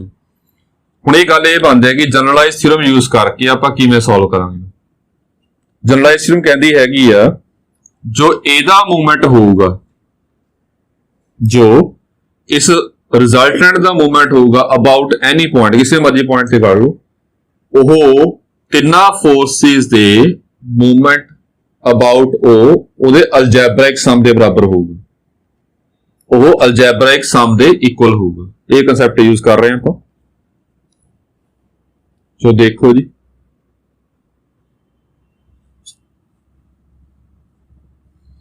ਜੇ ਤਾਂ ਕੰਮ ਧਿਆਨ ਨਾਲ ਕਰੋਗੇ ਤੁਹਾਡਾ ਇੰਟਰਸਟ ਵੀ ਬਣੇਗਾ ਇਹਦੇ ਵਿੱਚ ਤੇ ਕੁਐਸਚਨ ਸੋਲਵ ਵੀ ਹੋਣਗੇ। ਅਦਰਵਾਈਜ਼ ਇਹ ਸੋਲਵ ਨਹੀਂ ਹੋਣਗੇ ਬਿਨਾਂ ਪ੍ਰੈਕਟਿਸ ਤੋਂ। ਜਿੰਦਾ ਪ੍ਰੈਕਟਿਸ ਨਹੀਂ ਕਰਦੇ ਹੈਗੇ ਤੇ ਆਪਣੇ ਡਾਊਟ ਕਲੀਅਰ ਨਹੀਂ ਕਰਦੇ। ਸੋ ਇਹ ਕਰ ਰਹੇ ਹੈਗੇ ਆਪਾਂ। ਮੂਵਮੈਂਟ ਕੱਢ ਰਹੇ ਆ, ਐਨੀ ਪੁਆਇੰਟ ਕਿਹਾ। ਪਹਿਲਾਂ ਆਪਾਂ ਮੂਵਮੈਂਟ ਕੱਢਦੇ ਹੈਗੇ ਆ ਅਬਾਊਟ ਡੀ। ਹੁਣ ਮੂਵਮੈਂਟ ਅਬਾਊਟ ਡੀ ਕਿਉਂ ਕੱਢ ਰਹੇ ਆ? ਇਹ ਕਨਸੈਪਟ ਵੈਸੇ ਅੱਗੇ ਵੀ ਆਊਗਾ, ਇਹ ਹੁਣ ਕਰਨਾ ਆਪਾਂ ਨੇ। ਇਹ ਥੋੜੀ ਵਿੱਚ ਗੱਲ ਆ ਰਹੀ ਹੈ ਤਾਂ ਇਹ ਕਰਵਾਉਣਾ ਟੌਪਿਕ, ਇਸ ਤੋਂ ਅਲੱਗ ਗੱਲ ਆ, ਇਹ ਦੇਖ ਲਿਓ ਧਿਆਨ ਨਾਲ। ਮੂਵਮੈਂਟ ਜਿਹੜਾ ਹੈਗਾ, ਜਿਵੇਂ ਇੱਥੇ ਬਾਡੀ ਬੰਨੀ ਹੋਈ ਆ, ਫੋਰਸ ਲਾ ਰਹੇ ਆ ਆਪਾਂ, ਆਹ ਡਿਸਟੈਂਸ d ਹੋ ਗਿਆ, ਆ ਬਾਡੀ ਹੈ। ਮੂਵਮੈਂਟ 0 ਆ ਜੇ, ਇੱਥੋਂ ਕੀ ਰਿਜ਼ਲਟ ਕੱਢਣਾ ਆਪਾਂ ਨੂੰ? ਵੈਸੇ ਮੂਵਮੈਂਟ 0 ਹੋਏ ਪਿਛਲੇ ਲੈਕਚਰ ਕੀਤਾ ਸੀਗਾ, ਇਹ ਇਕੁਇਲਿਬਰੀਅਮ ਹੁੰਦਾ। ਇਕੁਇਲਿਬਰੀਅਮ ਮਤਲਬ ਕਿ ਬਾਡੀ ਨਹੀਂ ਘੁੰਮ ਰਹੀ, ਬਾਡੀ ਨਹੀਂ ਘੁੰਮ ਰਹੀ ਹੈਗੀ। ਇਹ ਵੈਸੇ ਨੈਕਸਟ ਚੈਪਟਰ ਅੱਗੇ ਐਕਸਰਸਾਈਜ਼ ਦੇ ਵਿੱਚ ਵੀ ਕਰਾਂਗੇ ਆਪਾਂ, ਅੱਗੇ ਐਕਸਰਸਾਈਜ਼ ਆਊਗੀ ਇਹਦੇ ਉੱਪਰ ਬੇਸਡ। ਮੂਵਮੈਂਟ 0 ਮਤਲਬ ਕਿ ਬਾਡੀ ਨਹੀਂ ਘੁੰਮ ਰਹੀ ਹੈਗੀ। ਤਾਂ ਮੂਵਮੈਂਟ ਕੀ ਹੁੰਦਾ? ਫੋਰਸ ਇਨਟੂ ਡਿਸਟੈਂਸ, ਇਹ ਫਾਰਮੂਲਾ ਹੁੰਦਾ, ਇਹ ਨੋਟ ਪਾ ਲਿਓ। 2 ਨੰਬਰਾਂ ਦੀ ਪ੍ਰੋਡਕਟ 0 ਕਦੋਂ ਹੁੰਦੀ ਆ? ਜਾਂ F0 ਹੋਵੇ ਜਾਂ D0 ਹੋਵੇ, ਦੋਨਾਂ ਚੋਂ ਕੋਈ ਇੱਕ 0 ਹੋਵੇ ਤਾਂ 0 ਹੋਊਗਾ। ਇੱਥੋਂ ਮਤਲਬ ਗੱਲ ਕੀ ਬਣੀ? ਮੂਵਮੈਂਟ 0 ਤਾਂ ਆਊਗਾ ਜੇ ਫੋਰਸ 0 ਹੋਵੇ ਜਾਂ ਡਿਸਟੈਂਸ 0 ਹੋਵੇ। ਇੱਥੋਂ ਕਨਸੈਪਟ ਸਮਝਣਾ ਧਿਆਨ ਨਾਲ। ਇਕੁਇਲਿਬਰੀਅਮ ਤਾਂ ਹੋਊਗਾ, ਇਕੁਇਲਿਬਰੀਅਮ ਕਹਿ ਲਓ ਚਾਹੇ ਮੂਵਮੈਂਟ ਜ਼ੀਰੋ ਕਹਿ ਲਓ, ਮੂਵਮੈਂਟ ਜ਼ੀਰੋ ਤਾਂ ਹੋਊਗਾ ਜੇ ਫੋਰਸ ਜ਼ੀਰੋ ਹੋਗੀ। ਆਪਾਂ ਸਮਝ ਸਕਦੇ ਹਾਂ ਕਿਉਂ। ਬੋਡੀ ਆ ਕੋਈ, ਆ ਬੋਡੀ ਇਦਾਂ ਬੰਨੀ ਹੋਈ ਹੈ ਇੱਥੇ ਡੀ ਪੁਆਇੰਟ, ਇੱਥੇ ਇੱਧਰ ਫੋਰਸ ਲਾ ਰਹੇ ਆਪਾਂ, ਫਿਰ ਫੋਰਸ ਲਾਵਾਂਗੇ ਤਾਂ ਹੀ ਬੋਡੀ ਘੁੰਮੇਗੀ, ਤਾਂ ਹੀ ਮੂਵਮੈਂਟ ਦੀ ਗੱਲ ਹੋਏਗੀ। ਜੇ ਫੋਰਸ ਲਾਵਾਂਗੇ ਹੀ ਨਹੀਂ ਆਪਾਂ ਫਿਰ ਬੋਡੀ ਤਾਂ ਖੜੀ ਰਹੇਗੀ, ਇਹ ਘੁੰਮੇਗੀ ਨਹੀਂ। ਇਸ ਕਰਕੇ ਜੇ ਫੋਰਸ ਜ਼ੀਰੋ ਹੈਗੀ ਆ ਮਤਲਬ ਫੋਰਸ ਆਪਾਂ ਨਹੀਂ ਲਗਾਈ ਤਾਂ ਮੂਵਮੈਂਟ ਜ਼ੀਰੋ ਮਤਲਬ ਬੋਡੀ ਨਹੀਂ ਘੁੰਮੇਗੀ। ਇਹ ਤਾਂ ਗੱਲ ਸੌਖੀ ਹੈ ਕਿ ਮੂਵਮੈਂਟ ਜ਼ੀਰੋ ਕਦੋਂ ਹੋਊਗਾ, ਜਾਂ ਫੋਰਸ ਨਾ ਲਾਓ ਮੂਵਮੈਂਟ ਜ਼ੀਰੋ ਹੋ ਜਾਏਗਾ, ਬੋਡੀ ਨਹੀਂ ਘੁੰਮੇਗੀ। ਜਾਂ ਮੂਵਮੈਂਟ ਜ਼ੀਰੋ ਕਦੋਂ ਹੋਏਗਾ, ਜਦੋਂ ਡੀ ਕਿੰਨਾ ਹੋਊਗਾ ਆਪਣੇ ਕੋਲ, ਜ਼ੀਰੋ ਹੋਊਗਾ। ਇਹ ਗੱਲ ਸਮਝਣੀ ਹੈ। ਡੀ ਜ਼ੀਰੋ ਦਾ ਮਤਲਬ ਕੀ ਹੋ ਗਿਆ ਕਿ ਆ ਬੋਡੀ ਆ, ਜਿੱਥੇ ਬੰਨਿਆ ਹੋਇਆ ਆਪਾਂ ਨੇ, ਜਿੱਥੇ ਬੋਡੀ ਬੰਨੀ ਹੋਈ ਆ, ਇੱਕ ਮਿੰਟ ਦੇਖੋ ਧਿਆਨ ਨਾਲ, ਆਹ ਫੋਰਸ ਲਾਈ ਆਪਾਂ ਇੱਧਰ ਕਿ ਡੀ ਘਟ ਰਿਹਾ ਕਿ ਵੱਧ ਰਿਹਾ। ਪਹਿਲਾਂ ਡੀ ਜ਼ਿਆਦਾ ਸੀਗਾ, ਦੇਖ ਕੇ ਲੱਗ ਰਿਹਾ ਹੋਗਾ ਡੀ ਹੁਣ ਛੋਟਾ ਹੋ ਗਿਆ। ਜੇ ਫੋਰਸ ਆਪਾਂ ਇੱਥੋਂ ਲਗਾਵਾਂਗੇ ਤਾਂ ਡੀ ਹੋਰ ਛੋਟਾ ਹੋਗਾ ਡਿਸਟੈਂਸ। ਜੇ ਫੋਰਸ ਆਪਾਂ ਇੱਥੋਂ ਲਗਾਵਾਂਗੇ ਤਾਂ ਡੀ ਹੋਰ ਛੋਟਾ ਹੋ ਗਿਆ। ਜੇ ਫੋਰਸ ਬਿਲਕੁਲ ਵਿੱਚੋਂ ਲਗਾ ਦਈਏ, ਇਹਦੇ ਵਿੱਚੋਂ ਲਗਾ ਦਈਏ, ਮਤਲਬ ਜਿਹਦੇ ਅਬਾਊਟ ਬੰਨੀ ਹੋਈ ਆ ਉਹਦੇ ਅਬਾਊਟ, ਉਹਦੇ ਵਿੱਚੋਂ ਹੀ ਫੋਰਸ ਲਗਾ ਦਈਏ ਆਪਾਂ, ਉਹਦੇ ਵਿੱਚੋਂ ਨਿਕਲ ਜੇ ਫੋਰਸ, ਤਾਂ ਇਸ ਕੇਸ 'ਚ ਡੀ ਜ਼ੀਰੋ ਹੋ ਜਾਊਗਾ, ਡੀ ਜ਼ੀਰੋ ਹੋ ਜਾਏਗਾ। ਜੇ ਡੀ ਜ਼ੀਰੋ ਹੋ ਗਿਆ ਤਾਂ ਵੀ ਕਹਿੰਦੇ ਨੇ ਕਿ ਮੂਵਮੈਂਟ ਜ਼ੀਰੋ ਹੋਊਗਾ, ਬੋਡੀ ਨਹੀਂ ਘੁੰਮੇਗੀ। ਇਹ ਗੱਲ ਸਮਝਣੀ ਹੈ ਕਿ ਕਿਵੇਂ ਹੋਊਗਾ। ਹੁਣ ਆਹ ਦੇਖੋ ਇੱਥੇ ਇਦਾਂ ਬੋਡੀ ਬੰਨੀ ਹੋਈ ਹੈ, ਇੱਥੇ ਇਹ ਆ ਇੱਥੇ ਜਿਸੇ ਫੜਿਆ ਹੋਇਆ ਹੈਗਾ, ਇੱਥੋਂ ਬੋਡੀ ਬੰਨੀ ਹੋਈ ਹੈ। ਜੇ ਇੱਧਰ ਫੋਰਸ ਲਾਵਾਂਗੇ ਲੱਗ ਰਿਹਾ ਹੋਊਗਾ ਕਿ ਬੋਡੀ ਘੁੰਮ ਰਹੀ ਹੈ, ਆਹ ਬੋਡੀ ਘੁੰਮ ਰਹੀ ਹੈ। ਇੱਧਰ ਫੋਰਸ ਲਾਵਾਂਗੇ ਤਾਂ ਲੱਗ ਰਿਹਾ ਕਿ ਬੋਡੀ ਘੁੰਮ ਰਹੀ ਹੈ, ਲੱਗ ਰਿਹਾ ਹੋਊਗਾ ਪਤਾ ਕਿ ਬੋਡੀ ਰੋਟੇਟ ਘੁੰਮ ਰਹੀ ਹੈ, ਮੂਵਮੈਂਟ ਦੀ ਗੱਲ ਹੋਊਗੀ। ਜੇ ਫੋਰਸ ਬਿਲਕੁਲ ਵਿੱਚੋਂ ਲਗਾ ਦੋਗੇ ਜਿੱਥੇ ਬੰਨਿਆ ਹੋਇਆ, ਇੱਥੇ ਬੋਡੀ ਰੋਟੇਟ ਨਹੀਂ ਕਰੇਗੀ। ਜੇ ਸਾਈਡ ਤੇ ਲਾਓਗੇ ਫੇਰ ਬੋਡੀ ਰੋਟੇਟ ਕਰ ਰਹੀ ਹੈ, ਇੱਧਰ ਨੀਚੇ ਸਾਈਡ ਤੇ ਲਾਓਗੇ ਫੇਰ ਬੋਡੀ ਰੋਟੇਟ ਕਰ ਰਹੀ ਹੈ। ਪਰ ਜਿੱਥੇ ਬੰਨਿਆ ਹੈ ਉੱਥੇ ਫੋਰਸ ਲਾਵਾਂਗੇ ਤਾਂ ਬੋਡੀ ਰੋਟੇਟ ਨਹੀਂ ਕਰੇਗੀ।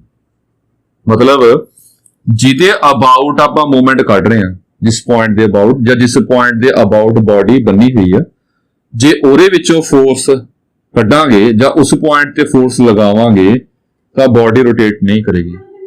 ਦੋ ਕੇਸਿਸ ਦੇ ਵਿੱਚ ਬੋਡੀ ਰੋਟੇਟ ਨਹੀਂ ਕਰੇਗੀ, ਜਾਂ ਤਾਂ ਫੋਰਸ ਨਾ ਲਾਓ, ਉਹ ਤਾਂ ਅੰਡਰਸਟੂਡ ਹੈ ਕਿ ਫੋਰਸ ਨਹੀਂ ਲਾਵਾਂਗੇ ਤਾਂ ਬੋਡੀ ਤਾਂ ਉੱਥੇ ਖੜੀ ਰਹੇਗੀ। ਜੇ ਆਪਾਂ ਜਾਂ ਫੋਰਸ ਲਗਾਓ ਜਿਹੜੇ ਪੁਆਇੰਟ ਦੇ ਅਬਾਊਟ ਮੂਵਮੈਂਟ ਕੱਢ ਰਹੇ ਹਾਂ, ਜਾਂ ਜਿਹੜੇ ਪੁਆਇੰਟ ਦੇ ਅਬਾਊਟ ਆਪਾਂ ਫੋਰਸ ਲਾ ਬੋਡੀ ਬੰਨੀ ਹੋਈ ਆ, ਉਸ ਪੁਆਇੰਟ ਦੇ ਵਿੱਚੋਂ ਫੋਰਸ ਕੱਢ ਦਈਏ ਤਾਂ ਵੀ ਮੂਵਮੈਂਟ ਕੀ ਹੋਊਗਾ, ਇਸ ਕੇਸ ਜ਼ੀਰੋ ਹੋਊਗਾ। ਚਲੋ ਆਪਾਂ ਨੇ ਕੁਐਸਚਨ ਤੇ ਆ ਰਹੇ, ਇਹ ਪੁਰਾਣਾ ਇਹ ਕਨਸੈਪਟ ਅੱਗੇ ਵੀ ਆਊਗਾ ਜੀ।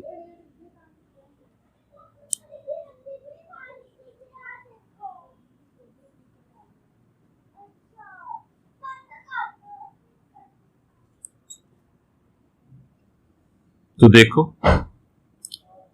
ਪਹਿਲਾਂ ਆਪਾਂ ਕਰ ਰਹੇ ਹੈਗੇ ਆ ਮੂਵਮੈਂਟ ਅਬਾਊਟ ਡੀ ਪੁਆਇੰਟ। ਹੁਣ ਇਹ ਡੀ ਪੁਆਇੰਟ ਦੇ ਅਬਾਊਟ ਮੂਵਮੈਂਟ ਕਿਉਂ ਕੱਢ ਰਹੇ ਆ, ਇਹ ਲੱਗ ਜਾਓ ਪਤਾ। ਪਹਿਲਾਂ ਮੂਵਮੈਂਟ ਕੱਢਦੇ ਆ ਅਬਾਊਟ ਡੀ ਪੁਆਇੰਟ। ਹੁਣ ਮੂਵਮੈਂਟ ਵਾਸਤੇ ਡੀ ਪੁਆਇੰਟ ਮੂਵਮੈਂਟ ਵਾਸਤੇ ਆਪਾਂ ਨੂੰ ਡਿਸਟੈਂਸ ਵੀ ਚਾਹੀਦੇ ਹੋਣਗੇ। ਇਹ ਸਕੁਅਰ ਆ ਜੀ, ਇਹ ਸਾਰੇ ਡਿਸਟੈਂਸ ਜਿਹੜੇ ਹੈਗੇ ਨੇ ਆਪਾਂ a ਮੰਨ ਲਏ। ਸਕੁਅਰ ਦੇ ਵਿੱਚ ਸਾਰੇ ਸਾਈਡਾਂ ਬਰਾਬਰ ਹੁੰਦੀਆਂ ਨੇ, ਐਂਗਲ 90 ਡਿਗਰੀ ਹੁੰਦਾ। ਇਹ ਲੈਟ ਕਰੋ, let side of square be a, ਇਹ ਮੰਨ ਲਿਆ। ਮੂਵਮੈਂਟ ਅਬਾਊਟ d ਕੱਢਿਆ ਆਪਾਂ ਨੇ। ਪਹਿਲਾਂ ਰਿਜ਼ਲਟੈਂਟ ਦਾ ਮੂਵਮੈਂਟ ਕੱਢੋ, ਅਬਾਊਟ d ਕਿੰਨਾ ਹੋਊਗਾ। ਰਿਜ਼ਲਟੈਂਟ ਦਾ ਮੂਵਮੈਂਟ ਕੱਢਿਆ ਅਬਾਊਟ d, ਪਹਿਲਾਂ ਫੋਰਸ ਲੈਣੀ ਹੁੰਦੀ ਹੈ ਤੇ ਜਿਹੜੇ ਪੁਆਇੰਟ ਦੇ ਅਬਾਊਟ ਲੱਭ ਰਹੇ ਆ ਉੱਥੋਂ ਪਰਪੈਂਡੀਕੂਲਰ ਡਰਾ ਕਰਨਾ ਹੁੰਦਾ, ਪਰਪੈਂਡੀਕੂਲਰ ਡਰਾ ਕਰਤਾ। ਆਹ ਡਿਸਟੈਂਸ ਜਿਹੜਾ ਹੋਊਗਾ ਇਹ d ਹੋਊਗਾ। ਆਹ ਡਿਸਟੈਂਸ ਕਿੰਨਾ, ਸਕੁਅਰ ਆ, ਸਾਰੀ ਸਾਈਡਾਂ ਬਰਾਬਰ ਹੋਣਗੀਆਂ ਤਾਂ ਫੋਰਸ ਇਨਟੂ ਡਿਸਟੈਂਸ, ਇਹ ਮੂਵਮੈਂਟ ਕਿਹਦਾ ਆ ਗਿਆ, ਰਿਜ਼ਲਟੈਂਟ ਦਾ। ਡਾਇਰੈਕਸ਼ਨ ਵੀ ਦੇਖਣੀ ਹੁੰਦੀ ਹੈ ਇਹਦੀ। ਇਸ ਪੁਆਇੰਟ ਦੇ ਅਬਾਊਟ ਇਹ ਫੋਰਸ ਘੁਮਾ ਦਿਓ, ਐਂਟੀ ਕਲੌਕਵਾਈਜ਼ ਆ, ਪੋਜ਼ਿਟਿਵ ਆ, ਤਾਂ ਕੀ ਗੱਲ ਬਣ ਗਈ, ਰਿਜ਼ਲਟੈਂਟ ਦਾ ਮੂਵਮੈਂਟ। ਤੇ ਜਨਰਲਾਈਜ਼ਡ ਨੂੰ ਕੀ ਕਹਿੰਦੀ ਹੈਗੀ ਆ ਕਿ ਜੋ ਰਿਜ਼ਲਟੈਂਟ ਦਾ ਮੂਵਮੈਂਟ ਹੋਊਗਾ ਅਬਾਊਟ ਐਨੀ ਪੁਆਇੰਟ, ਇੱਕ ਦੇ ਬਰਾਬਰ ਹੋਊਗਾ ਤਿੰਨੇ ਫੋਰਸ ਦੇ ਮੂਵਮੈਂਟ ਕੱਢਾਂਗੇ ਅਬਾਊਟ ਸੇਮ ਪੁਆਇੰਟ, ਉਹਨਾਂ ਅਲਜੈਬਰਾਇਕ ਸਮ ਕਰਾਂਗੇ, ਉਹ ਇਹਦੇ ਬਰਾਬਰ ਹੋਊਗਾ, ਇਜ਼ ਇਕੁਅਲਸ ਟੂ ਪਹਿਲਾਂ F1 ਦਾ ਕੱਢਦੇ ਆ ਮੂਵਮੈਂਟ, ਫੋਰਸ ਇਨਟੂ ਡਿਸਟੈਂਸ। ਆ d ਤੋਂ ਡਿਸਟੈਂਸ ਡਰਾ ਕੀਤਾ ਹੈ, ਪਰਪੈਂਡੀਕੂਲਰ ਆ, डिस्टेंस परपेंडिकुलर हो गया, फोर्स इंटू डिस्टेंस आ गया। डायरेक्शन चेक करो, डायरेक्शन ਇਹਦੀ एंटी क्लॉकवाइज होगी, ठीक है डायरेक्शन तो प्लस ਹੁਣ ਇੱਥੇ ਗੱਲ ਇੰਪੋਰਟੈਂਟ ਆ ਰਹੀ ਜਿਹੜੀ ਪਹਿਲਾਂ ਗੱਲ ਸਮਝਾਈ ਆ F2 ਫੋਰਸ ਇਨਟੂ ਹੁਣ ਇਸ ਪੁਆਇੰਟ ਦੇ ਅਬਾਊਟ ਮੂਵਮੈਂਟ ਕੱਢਣਾ ਆਪਾਂ ਨੇ ਤੇ ਫੋਰਸ ਇਹਦੇ ਵਿੱਚੋਂ ਨਿਕਲ ਰਹੀ ਆ। ਦੋ ਗੱਲਾਂ ਨੇ ਸਮਝਣ ਵਾਲੀਆਂ, ਜਾਂ D0 ਹੋਊਗਾ ਡਿਸਟੈਂਸ, ਜਾਂ ਹੁਣੀ ਗੱਲ ਕੀਤੀ ਆਪਾਂ ਜਿਹਦੇ ਅਬਾਊਟ ਆਪਾਂ ਮੂਵਮੈਂਟ ਲੱਭਣਾ ਹੈ, ਜਿਹੜੇ ਪੁਆਇੰਟ ਦੇ ਅਬਾਊਟ ਆਪਾਂ ਮੂਵਮੈਂਟ ਕੱਢਣਾ ਹੈਗਾ, ਜੇ ਫੋਰਸ ਉਹਦੇ ਵਿੱਚੋਂ ਨਿਕਲ ਰਹੀ ਆ, ਜੇ ਫੋਰਸ ਉਹਦੇ ਵਿੱਚੋਂ ਨਿਕਲ ਰਹੀ ਆ ਤਾਂ ਸਿੱਧਾ ਮੂਵਮੈਂਟ ਜ਼ੀਰੋ ਕਹਿ ਲਓ, ਡਿਸਟੈਂਸ ਉਹ ਸਿੱਧਾ ਕਹਿ ਲਓ ਕਿ ਮੂਵਮੈਂਟ ਜ਼ੀਰੋ ਹੋਊਗਾ। ਇਦਾਂ ਕਹਿ ਲਓ ਜਾਂ ਇਦਾਂ ਪ੍ਰੋਪਰ ਪਾ ਲਓ ਕਿ ਡਿਸਟੈਂਸ ਜ਼ੀਰੋ ਕਰਕੇ ਮੂਵਮੈਂਟ ਜ਼ੀਰੋ ਹੋਊਗਾ। ਪਲੱਸ F3 into 0 ਇਹਦੇ ਵਿੱਚ ਵੀ ਫੋਰਸ ਜਿਹੜੀ ਹੈਗੀ ਜਿਹੜੇ ਪੁਆਇੰਟ ਦੇ ਅਬਾਊਟ ਮੂਵਮੈਂਟ ਕੱਢਣਾ, ਫੋਰਸ ਉਹਦੇ ਵਿੱਚੋਂ ਨਿਕਲ ਰਹੀ ਆ, ਜੇ ਫੋਰਸ ਉਹਦੇ ਵਿੱਚੋਂ ਨਿਕਲ ਰਹੀ ਹੈਗੀ ਆ ਸਿੱਧਾ ਮੂਵਮੈਂਟ ਜ਼ੀਰੋ ਕਹਿ ਲਓ। ਮੂਵਮੈਂਟ ਜ਼ੀਰੋ ਕਿਉਂ ਆਇਆ? ਬਿਕੋਜ਼ ਡਿਸਟੈਂਸ ਜ਼ੀਰੋ ਸੀਗਾ। F3 into 0 ਪਾ ਲਓ, डिस्टेंस जीरो होगा इस केस। ते बाकी सॉल्व कर लवांगे, कितना आ जाएगा? दिस इंप्लाइज 100 इंटू ए, ये F1 इंटू ए हो गया, ते F1 कितना आ गया? 100। F1 अपने को 100 आ गया। हुण करांगे आपां इस तो बाद movement about C, movement about C ले रहे हैं। सी दे अबाउट मूवमेंट लिया ਇਹਦਾ, ਇਹ ਕਿੰਨਾ ਹੋਊਗਾ? 100 इंटू ए ਰਿਜ਼ਲਟੈਂਟ ਦਾ मूवमेंट, ਉਦੀ ਹੈ ਸਾਰਾ ਰਿਜ਼ਲਟੈਂਟ ਦਾ मूवमेंट ਆ ਗਿਆ ਜੀ। ਡਾਇਰੈਕਸ਼ਨ ਐਂਟੀ ਕਲੌਕਵਾਈਜ਼ ਹੋਊਗੀ ਇਹਦੀ, ਇਜ਼ ਇਕੁਅਲਸ ਟੂ ਪਹਿਲਾਂ F1 ਦਾ मूवमेंट ਲਿਆ, ਵਿੱਚੋਂ ਪਾਸ ਕਰ ਰਹੀ ਹੈ, ਡਿਸਟੈਂਸ 0 ਹੋਊਗਾ। F2 ਫੋਰਸ C ਚੋਂ ਪਾਸ ਕਰ ਰਹੀ ਹੈ, ਡਿਸਟੈਂਸ 0 ਹੋਊਗਾ। ਅਤੇ ਜਿਹੜੀ F3 ਫੋਰਸ ਆ, ਡਿਸਟੈਂਸ ਕਿੰਨਾ ਆ ਰਿਹਾ ਉਹਦਾ? A, F3 into A ਹੋ ਗਿਆ ਡਿਸਟੈਂਸ, ਤੇ ਡਾਇਰੈਕਸ਼ਨ ਕੀ ਹੈ ਇਹਦੀ ਉਹ ਚੈੱਕ ਕਰ ਲਓ। ਐਂਟੀ ਕਲੌਕਵਾਈਜ਼ ਪੋਜ਼ਿਟਿਵ ਆਏਗਾ, ਤਾਂ ਇੱਥੋਂ ਕਿੰਨਾ ਆ ਗਿਆ ਆਪਣੇ ਕੋਲ? 100 into A equals to F3 into A। ਇੱਥੋਂ ਕਿੰਨਾ ਆ ਗਿਆ ਜੀ? F3 is equals to 100। ਸੋ ਇੱਥੇ F2 ਕੱਢਦੇ ਆ ਆਪਾਂ ਬਾਅਦ ਚੋਂ, ਬਾਅਦ ਦੀ ਗੱਲ। ਇੱਥੇ ਥੋੜੀ ਗੱਲ ਸਮਝਾਣਾ ਕਿ D ਪੁਆਇੰਟ ਕਿਉਂ ਚੂਜ਼ ਕੀਤਾ ਪਹਿਲਾਂ, ਤੇ C ਪੁਆਇੰਟ ਆਪਾਂ ਕਿਉਂ ਚੂਜ਼ ਕੀਤਾ। ਆਪਾਂ ਨੇ ਇਹ 'ਚ ਵੇਰੀਏਬਲ 3 ਫਾਈਂਡ ਕਰਨੇ ਨੇ। ਮੈਥਮੈਟਿਕਸ ਦੇ ਵਿੱਚ ਇਹ ਗੱਲ ਹੁੰਦੀ ਹੈਗੀ ਆ, ਇਹ ਕਨਸੈਪਟ ਹੁੰਦਾ, ਜਿੰਨੇ ਵੇਰੀਏਬਲਸ ਫਾਈਂਡ ਕਰਨੀਆਂ ਨੇ ਓਨੀਆਂ ਆਪਾਂ ਇਕੁਏਸ਼ਨਸ ਬਣਾਉਣੀਆਂ ਹੁੰਦੀਆਂ ਨੇ, ਘੱਟੋ ਘੱਟ 3 ਵੇਰੀਏਬਲ ਜਾਂ 3 ਇਕੁਏਸ਼ਨ ਬਣਾਉਣੀ ਆਪਾਂ ਘੱਟੋ ਘੱਟ, ਤਾਂ ਉਹ ਵੇਰੀਏਬਲ ਸਾਰੇ ਫਾਈਂਡ ਹੋਣਗੇ। ਹੁਣ ਇਹਦੇ ਵਿੱਚ ਆਪਣੇ ਕੋਲ D ਪੁਆਇੰਟ ਹੀ ਕਿਉਂ ਚੂਜ਼ ਕੀਤਾ? ਬਿਕੋਜ਼ D ਪੁਆਇੰਟ ਚੂਜ਼ ਕਰਾਂਗੇ ਤਾਂ ਆਪਣੇ ਕੋਲ ਇੱਕ F2 ਖਤਮ ਹੋ ਜਾਏਗਾ, ਇੱਕ F3 ਖਤਮ ਹੋ ਜਾਏਗਾ, ਇੱਕ ਵੇਰੀਏਬਲ ਰਹਿ ਜਾਏਗਾ ਕੱਲਾ F1। ਇੱਕ ਵੇਰੀਏਬਲ ਆ, ਇਕੁਏਸ਼ਨ ਇੱਕੋ ਆ, ਤਾਂ ਸੋਲਵ ਹੋ ਜਾਏਗਾ। ਜੇ ਇੱਥੇ 2 ਵੇਰੀਏਬਲ ਹੁੰਦੇ, ਮੰਨ ਲਓ F1 plus F2 equal to 100 ਆ, ਤਾਂ ਕੋਈ ਸੋਲਵ ਨਹੀਂ ਹੋਣਾ ਸੀਗਾ। ਤਾਂ D ਪੁਆਇੰਟ ਆਪਾਂ ਤਾਂ ਚੂਜ਼ ਕੀਤਾ ਤਾਂ ਜੋ ਵੇਰੀਏਬਲ ਇੱਕ ਰਹਿ ਜੇ, ਇਕੁਏਸ਼ਨ ਇੱਕ ਆ, ਸੋਲਵ ਹੋ ਜਾਏਗਾ। ਹੁਣ C ਪੁਆਇੰਟ ਕਿਉਂ ਚੂਜ਼ ਕੀਤਾ? ਬਿਕੋਜ਼ ਆ ਦੋਨੇ 0 ਹੋ ਜਾਣਗੇ, ਉਹਦੇ ਵਿੱਚੋਂ ਫਿਰ ਇਹ F3 ਨਿਕਲ ਜਾਏਗਾ, ਇਹ ਵੀ ਇੱਕ ਬਣ ਜਾਏਗਾ। ਹੁਣ F2 ਤੇ F3 ਨਿਕਲ ਚੁੱਕੇ ਨੇ, D ਪੁਆਇੰਟ ਹੋ ਗਿਆ, C ਪੁਆਇੰਟ ਹੋ ਗਿਆ, ਕੋਈ ਹੋਰ ਪੁਆਇੰਟ ਲੈ ਲਓ, ਮੰਨ ਲਓ A ਪੁਆਇੰਟ ਲੈ ਲਓ, A ਪੁਆਇੰਟ ਤੇ ਕਰ ਲੈਣੇ, ਇਹ ਕੋਈ ਫਰਕ ਨਹੀਂ ਪੈਂਦਾ। ਤੁਸੀਂ ਕਹੋਗੇ A ਪੁਆਇੰਟ ਆ ਗਿਆ, A ਪੁਆਇੰਟ ਦੇ ਇੱਕ ਤਾਂ ਆ 0 ਹੋ ਜਾਊਗਾ, ਇੱਕ ਆ 0 ਹੋ ਜਾਊਗਾ, ਆ 2 ਆ ਜਾਣਗੇ। F1 ਤਾਂ ਕੱਢਿਆ ਹੋਇਆ, ਆਪਣਾ F2 ਨਿਕਲ ਜਾਏਗਾ। ਤਾਂ ਮੂਵਮੈਂਟ ਅਬਾਊਟ ਕੱਢ ਰਹੇ ਆਪਾਂ ਹੁਣ, ਮੂਵਮੈਂਟ ਅਬਾਊਟ A ਕਿੰਨਾ ਹੋਊਗਾ? ਰਿਜ਼ਲਟੈਂਟ ਦਾ 100 into ਡਿਸਟੈਂਸ 0, ਵਿੱਚੋਂ ਫੋਰਸ ਨਿਕਲ ਰਹੀ ਹੈ, ਧਿਆਨ ਰੱਖਣਾ ਸਿੱਧਾ 0 ਹੋਊਗਾ। ਇਹ ਆ ਜਾਏਗਾ, ਪਹਿਲਾਂ F1 ਲੈ ਲਵੋ, F1 ਲਿਆ ਆਪਾਂ, F1 into A, डायरेक्शन की एंटी क्लॉकवाइज पॉजिटिव आऊगा। F2 लिया, F2 इंटू ए आऊगा, F2 इंटू डिस्टेंस ए है जी, इस तो बाद F3 इंटू 0 विचों फोर्स पास कर रही है पॉइंट दे 0 हो जाएगा। इतों आ गया 0 इक्वल्स टू F1A F2A, तो F2A आ गया अपना माइनस F1A A कैंसिल हो गया। F1 की वैल्यू कितनी होगी 100, तो F2 कितना आ गया -100। हुण ये माइनस की रिप्रेजेंट करदा, ध्यान दे विच होवे ये डायरेक्शन रिप्रेजेंट करदा कि डायरेक्शन जिहड़ी हैगी आपां F2 दी वो CD अलोंग नहीं मननी हैगी, उल्टी मननी है, उस तो DC अलोंग लवांगे। नेगेटिव साइन ये शो करदा कि डायरेक्शन अपनी गलत आ। चलो पहले विच की आऊगा अपने कोल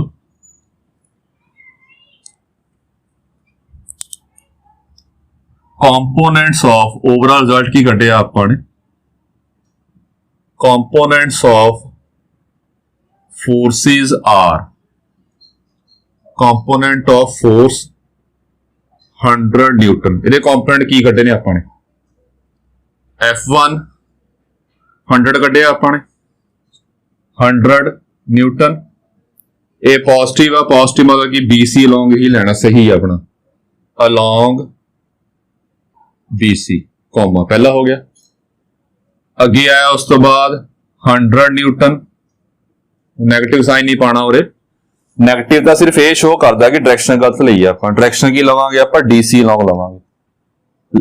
लेना आपने मैग्नीट्यूड ही आ, तुहानूं ध्यान च होवे ये मैग्नीट्यूड हुंदे ने लेंथ, लेंथ नेगेटिव नहीं कदे हुंदी है। तो ये की हो गया अलोंग DC लवांगे आप। अगे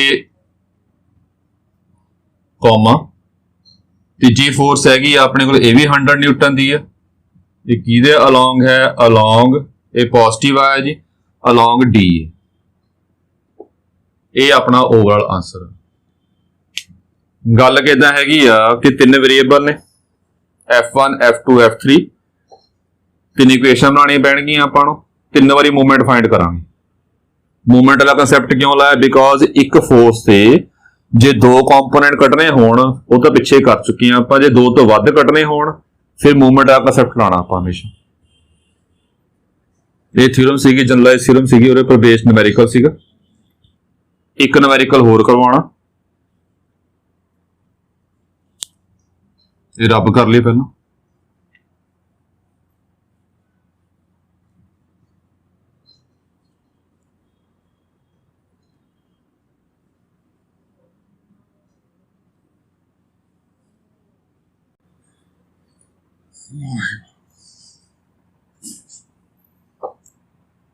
ये न्यूमेरिकल काफी इंपॉर्टेंट है जी, मैं स्टेटमेंट पढ़ रहा हूं, तुसीं भी देख लो।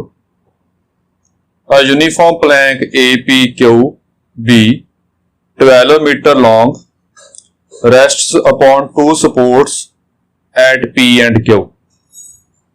The plank is just on the point of tilting up when a man of twice its weight stand at B. Also, when he stands at the middle point of AP. Find the position of P and Q.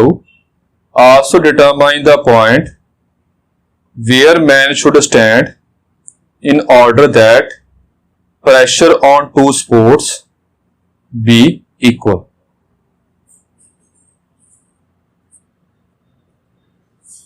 So देखो ध्यान statement गल की Planck की गल हो रही है। जिहड़ा प्लैंक आ फट्टे नूं कहने आपां, ये प्लैंक यूनीफॉर्म आ दिता होया आपां। यूनीफॉर्म प्लैंक किहड़ा हुंदा हैगा, जिहड़ा एकसार होवे। जिवें आ प्लैंक आ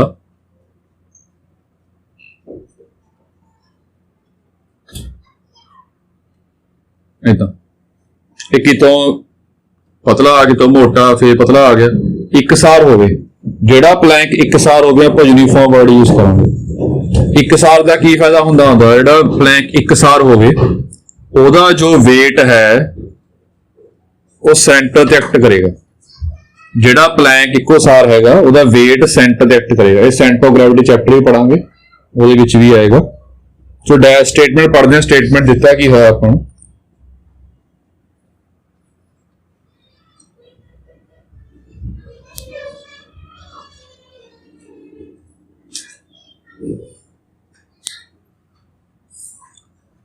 प्लैंक आ जी स्टेटमेंट ध्यान नाल समझनी गल उही है, पहला भी बहुत बारी गल की है, बहुत बारी गल करी हैगी है कि डायग्राम प्रॉपर बन जाए, कंसैप्ट अपना आउंदा होवे, दोने गल्लां देख के अपना क्वेश्चन 50% सॉल्व हो जाए। बाकी तो उस तो बाद न्यूमेरिकल जिहड़े फॉर्मूले आपां नूं आउंदे हैगे ने यूज किवें करने, बाकी कंसैप्ट हो जाए गल्लां बस कि अपने कोल जे डायग्राम बन जावे ਉਹਦੇ फॉर्मूले पता होण। सो फॉर्मूले तो आप याद कर लांगे।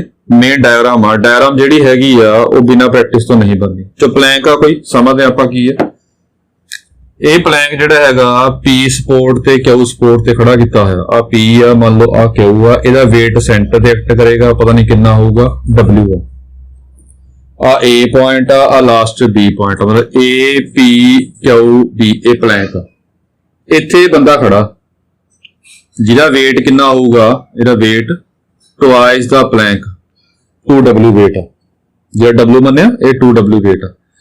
ਜਦੋਂ ਇਹ ਬੰਦਾ ਇੱਥੇ ਖੜੇਗਾ, ਇਹ ਲਿਖਿਆ ਵਰਡ ਮੈਂ ਪੜ੍ਹ ਰਿਹਾ ਸਟੇਟਮੈਂਟ 'ਚ, is just on a point of tilting up। ਇਹ ਲਾਈਨ ਸਮਝਣੀ ਧਿਆਨ ਨਾਲ, ਇਹਦੇ ਕਰਕੇ ਕੁਐਸਚਨ ਜ਼ਿਆਦਾ ਇੰਪੋਰਟੈਂਟ ਕਿ ਇਹ ਬੰਦਾ ਜਦੋਂ ਇੱਥੇ ਖੜੇਗਾ, ਇਹ ਜਸਟ ਟਿਲਟ ਹੁੰਦਾ, ਟੇਢਾ ਹੋਣਾ, ਉੱਪਰ ਉੱਠਣਾ ਕਹਿ ਲਓ, ਇਹ ਉੱਪਰ ਉੱਠਣਾ ਟਿਲਟ, ਇਹ ਜਸਟ ਪੁਆਇੰਟ ਤੇ ਹੋਊਗਾ, ਉੱਪਰ ਉੱਠਣ ਨੂੰ ਤਿਆਰ ਹੋਊਗਾ, ਉੱਪਰ ਉੱਠੇਗਾ ਨਹੀਂ, ਉੱਪਰ ਉੱਠਣ ਨੂੰ ਤਿਆਰ ਹੋਏਗਾ।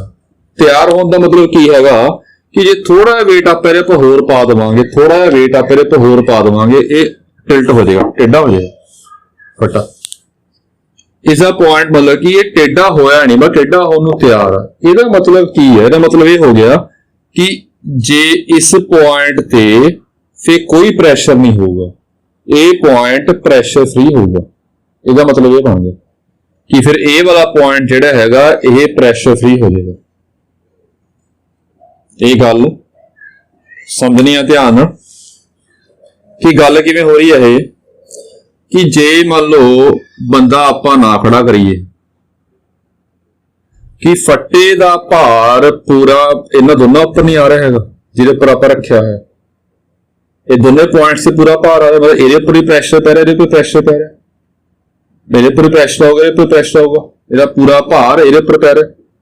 पर जे बंदा आपां ਇੱਥੇ खड़ा करांगे, बंदा खड़ा कीता, ਉਹਦਾ कोई वेट होਊਗਾ, मान लो कोई ट्वाइस वेट आ, तो उन्हें स्टेटमेंट दी की हुई है कि बंदा इदा होगा, और वेट इदा है कि ये just point on tilting up होगा। पॉइंट मतलब कि फिर जो ये बंदा इत्थे खड़ेगा तो इत्थे कोई प्रेशर नहीं होगा, सारा प्रेशर क्यू ते होगा।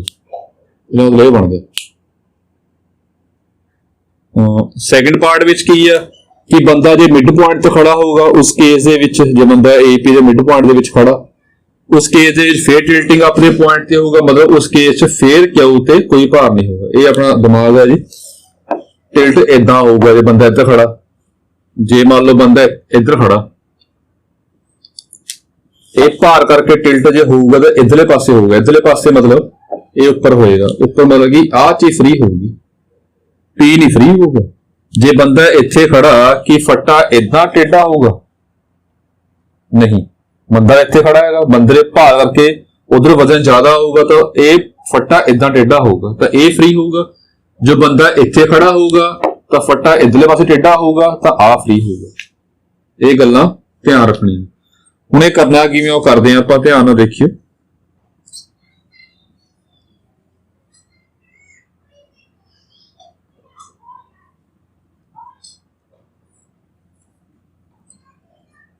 पहला फर्स्ट पार्ट कर रहे हैं आप, केस पहला कर रहे हैं, तो डायग्राम भी प्रॉपर बनानी है, वो थोड़ा कॉम्प्लीकेटेड डायग्राम बन गई सी। एक लाइन ड्रॉ कर दें बस, कर ली आप फट्टे वास्ते सौखी रहूगी डायग्राम। इदा बना लिया आप, इत्थे ए आ जी, ए पॉइंट बी आ, इत्थे पी पॉइंट आ, इत्थे क्यू पॉइंट आ। ਇਹਦਾ weight सेंटर ਤੇ एक्ट करेगा, weight पता नहीं कितना 2w मान लिया, लेंथ दी हुई है ਇਹਦੀ 12 मीटर आ, weight सेंटर ਤੇ एक्ट करेगा, C पॉइंट आ, तो आह डिस्टेंस 6 होगा, उधरला भी 6 होगा। पहले पॉइंट च की फाइंड करने वास्ते कहा आपां नूं, P ते Q फाइंड करने वास्ते कहा उन्होंने, मतलब आह डिस्टेंस फाइंड करना, P कितनी दूर होगा ਤੇ ਬੀ ਕਿਊ ਡਿਸਟੈਂਸ, ਕਿਊ ਪਤਾ ਕਰਨਾ, ਕਿਊ ਕਿੰਨੀ ਦੂਰ ਹੋਊਗਾ ਜੀ, ਇਹ ਆਪਾਂ ਦੋਨੇ ਫਾਈਂਡ ਕਰਨੇ। ਪਹਿਲੇ ਕੇਸ ਕੀ ਹੈਗਾ, ਬੰਦਾ ਜਿਹੜਾ ਹੈਗਾ ਉਹ ਬੀ ਤੇ ਖੜਾ। ਪਹਿਲਾ ਕੇਸ ਹੈਗਾ ਮੈਨ ਸਟੈਂਡਸ ਐਟ ਬੀ। ਪਹਿਲਾ ਕੇਸ ਇਹ ਆ ਕਿ ਬੰਦਾ ਜਿਹੜਾ ਹੈਗਾ ਉਹ ਬੀ ਤੇ ਖੜਾ ਹੈਗਾ।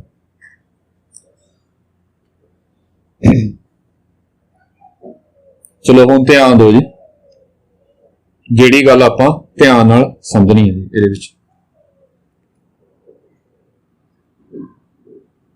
ਹੁਣ ਇਹਦੇ ਚ ਓਵਰਆਲ ਫੋਰਸਾਂ ਕਿੰਨੀਆਂ ਹੋਣਗੀਆਂ, ਇਹ ਗੱਲ ਦੇਖਣੀ ਆ ਵੀ ਆਪਾਂ ਇਹਦੇ ਚ ਓਵਰਆਲ ਫੋਰਸਾਂ ਕਿੰਨੀਆਂ ਹੋਣਗੀਆਂ। ਹੁਣ ਜਦੋਂ ਇਹ ਭਾਰ ਪੈ ਰਿਹਾ ਹੈਗਾ, ਇਹ ਗੱਲ ਧਿਆਨ ਰੱਖਣੀ ਹੈ, ਇੱਥੇ ਕੋਈ ਵਜ਼ਨ ਨਹੀਂ ਆਊਗਾ ਬਿਕੋਜ਼ ਇਹ ਪੁਆਇੰਟ ਆਫ ਟਿਲਟਿੰਗ ਆਪਾਂ ਇਹ ਫ੍ਰੀ ਹੋ ਜਾਊਗਾ, ਇੱਥੇ ਕੋਈ ਭਾਰ ਨਹੀਂ ਪਏਗਾ। ਜੇ ਐਕਸ਼ਨ ਨਹੀਂ ਹੋਊਗਾ ਰਿਐਕਸ਼ਨ ਨਹੀਂ ਹੋਊਗਾ ਕੋਈ, ਮਤਲਬ ਕਿ ਓਵਰਆਲ ਫੋਰਸਾਂ ਦੋ ਹੀ ਨੇ, ਦੋ ਕਰਕੇ ਹੀ ਹੋ ਰਿਹਾ ਹੈਗਾ।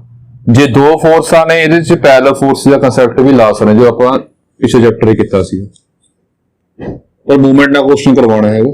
ਇਹ ਗੱਲ ਸਮਝਣੀ ਹੈ ਕਿ ਇਹਦੇ ਵਿੱਚ ਓਵਰਆਲ ਫੋਰਸਾਂ ਕਿੰਨੀਆਂ ਹੋਣਗੀਆਂ। ਓਵਰਆਲ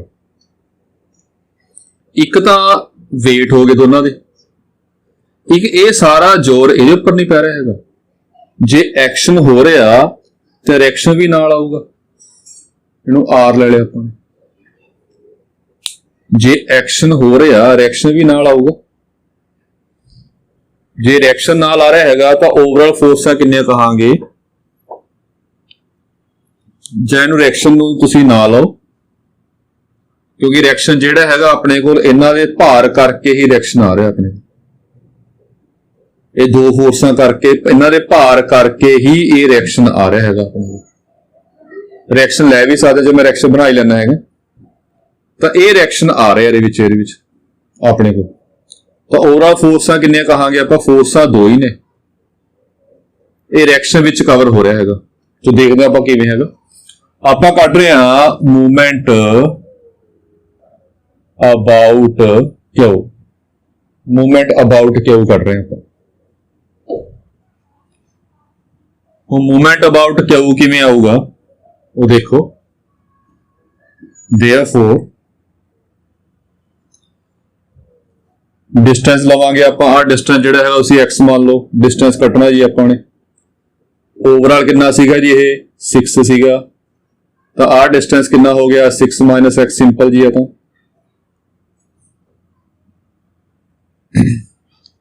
ਹੁਣ ਦੇਖੋ ਇਹਦੇ ਵਿੱਚ ਇਕੁਇਲਿਬਰੀਅਮ ਆ ਸਾਰਾ, ਗੱਲ ਜਿਹੜੀ ਸਮਝਣੀ ਆਪਾਂ ਇਹਦੇ ਵਿੱਚ। ਇਕੁਇਲਿਬਰੀਅਮ ਕਿਉਂ ਆ ਕਿ ਬਾਡੀ ਘੁੰਮ ਨਹੀਂ ਰਹੀ ਹੈਗੀ। ਉਹਨਾਂ ਨੇ ਕਿਹਾ ਕਿ ਜਸਟ ਟਿਲਟ ਹੋਣ ਦੀ ਕਗਾਰ ਦੇ ਵਿੱਚ, ਟਿਲਟ ਹੋਣਾ ਚਾਹ ਰਹੀ, ਟਿਲਟ ਨਹੀਂ ਹੋਈ ਪਰ ਅਜੇ ਇਹ ਜਸਟ ਇਦਾਂ ਹੋਇਆ ਕਿ ਥੋੜੀ ਉੱਪਰ ਉੱਠੀ ਹੈ, ਇਹਦੇ ਉੱਪਰ ਭਾਰ ਹਟਿਆ, ਇਹਦੇ ਉੱਪਰ ਭਾਰ ਨਹੀਂ ਹੈ, ਤਾਂ ਬਾਡੀ ਇਹ ਰੋਡ ਖੜੀ ਆ। ਜੇ ਥੋੜਾ ਹੋਰ ਭਾਰ ਪਾਵਾਂਗੇ ਫਿਰ ਟੇਢੀ ਹੋ ਜਾਏਗੀ। ਜੇ ਬਾਡੀ ਖੜੀ ਹੋਵੇ ਉਹ 'ਚ ਕੀ ਕਿਹਾ ਸੀ ਆਪਾਂ, ਇਕੁਇਲਿਬਰੀਅਮ ਹੋਊਗਾ। ਜੇ ਇਕੁਇਲਿਬਰੀਅਮ ਹੋਊਗਾ ਤਾਂ ਆਪਾਂ ਕਹਿ ਸਕਦੇ ਹਾਂ therefore, ਇਹ ਗੱਲ ਦੇਖਣੀ ਹੈ ਧਿਆਨ ਨਾਲ, ਫੋਰਸਾਂ ਤਿੰਨ ਹੋ ਗਈਆਂ, ਇੱਕ ਤੇ ਆ ਰਿਐਕਸ਼ਨ ਹੋ ਗਿਆ। ਤਾਂ therefore ਓਵਰਆਲ ਰਿਜ਼ਲਟੈਂਟ ਕਿੰਨਾ, ਇਕੁਇਲਿਬਰੀਅਮ ਕਿਹਾ ਆਪਾਂ ਨੇ, ਇਕੁਇਲਿਬਰੀਅਮ ਚ ਮੂਵਮੈਂਟ ਕਿੰਨਾ ਹੋ ਗਿਆ 0, ਇਹ ਓਵਰਆਲ ਮੂਵਮੈਂਟ ਹੋ ਗਿਆ। ਜਾਂ ਰਿਜ਼ਲਟੈਂਟ ਕਹਿ ਲਓ, ਇਹ ਓਵਰਆਲ ਮੂਵਮੈਂਟ ਕਿੰਨਾ ਹੋਊਗਾ 0 ਹੋਊਗਾ ਬਿਕੋਜ਼ ਬਾਡੀ ਮੂਵ ਨਹੀਂ ਕਰ ਰਹੀ। ਤੇ ਕਿਹਦੇ ਬਰਾਬਰ ਹੋਊਗਾ, ਇਹ ਸਾਰੀ ਫੋਰਸਾਂ ਦੇ ਮੂਵਮੈਂਟ ਦੇ ਬਰਾਬਰ ਹੋਊਗਾ।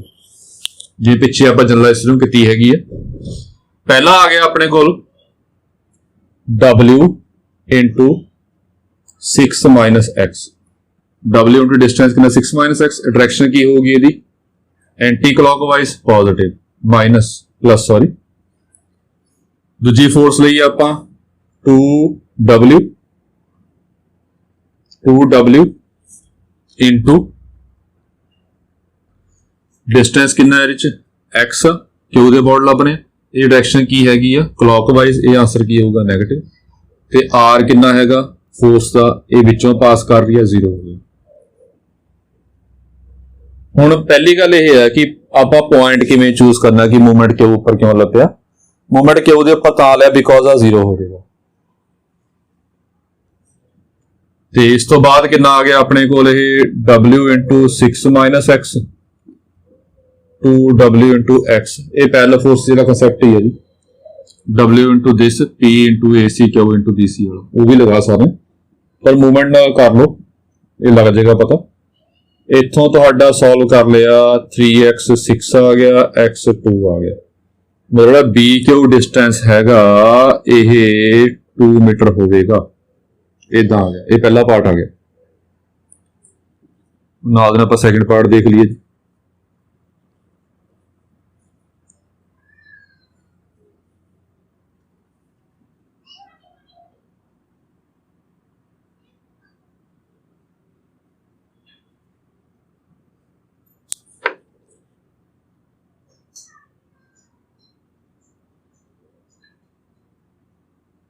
सैकंड पार्ट च कहा कि जेड़ा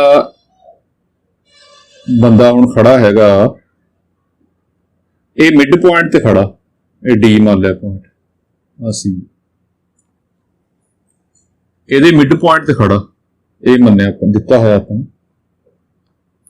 जे एपी डिस्टेंस आपां वाई मान लीए, सारा एपी डिस्टेंस वाई मान लिया, तो डीपी कितना होगा, आ डिस्टेंस कितना होगा, आ वाला ये डिस्टेंस होगा जी y/2, अद्धा होगा ना डिस्टेंस, ये डिस्टेंस अद्धा होगा जी। उवें आ एक्शन हो रहा हैगा, इसकी रिएक्शन आऊगी, इनू रिएक्शन नूं आपां S मान लिया, सिंबल जिहड़ा R मान चुके हैं आपां, S ले लिया सिंबल।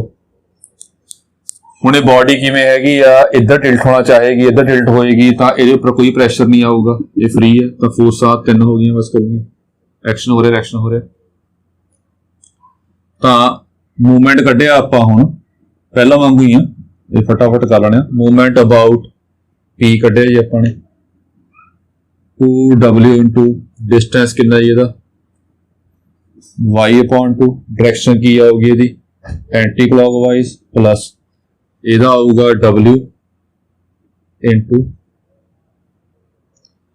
ये डायरेक्शन बनेगी अपने कोल, ये डिस्टेंस कितना होगा 6 माइनस y, ये 6 माइनस वाई डिस्टेंस आ गया, W इंटू 6 माइनस वाई हो गया, ये डायरेक्शन नेगेटिव होगी, ते आ कितना हो गया S इंटू 0 हो गया, ते बॉडी नहीं मूव कर रही तो ओवरऑल मूवमेंट कितना होगा 0 होगा, जो अलजेब्रिक सम आऊगा 0 होगा। इन्हें सॉल्व कर लेना, W 6 माइनस वाई, इथों y तुहाडा आ जाएगा 3, जिहड़ा AP डिस्टेंस होगा वो 3 मीटर होगा। चलो ये तो काम सौखा सी। अगे चलते हैं आप इस तो बाद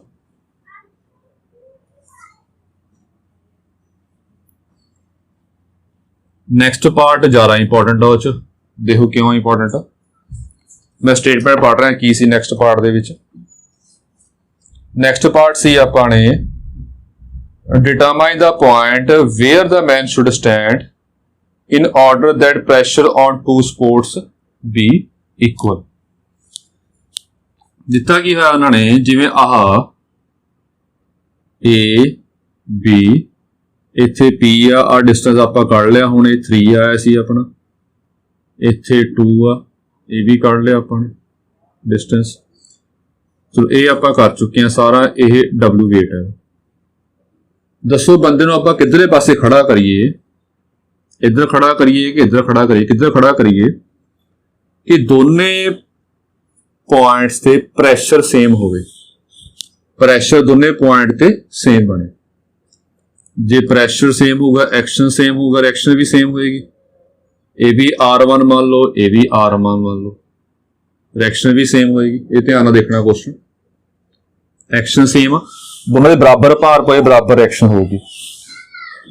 हुण बंदा खड़ा कित्थे करना हैगा, जिवें आह डिस्टेंस ओवरऑल 12 सीगा जी, थोड़ा समझाने की कोशिश करनी। आह डिस्टेंस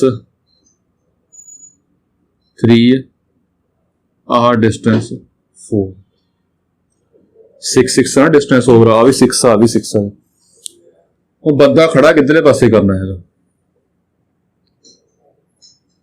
जे दिमाग लाइए आप इहदे विच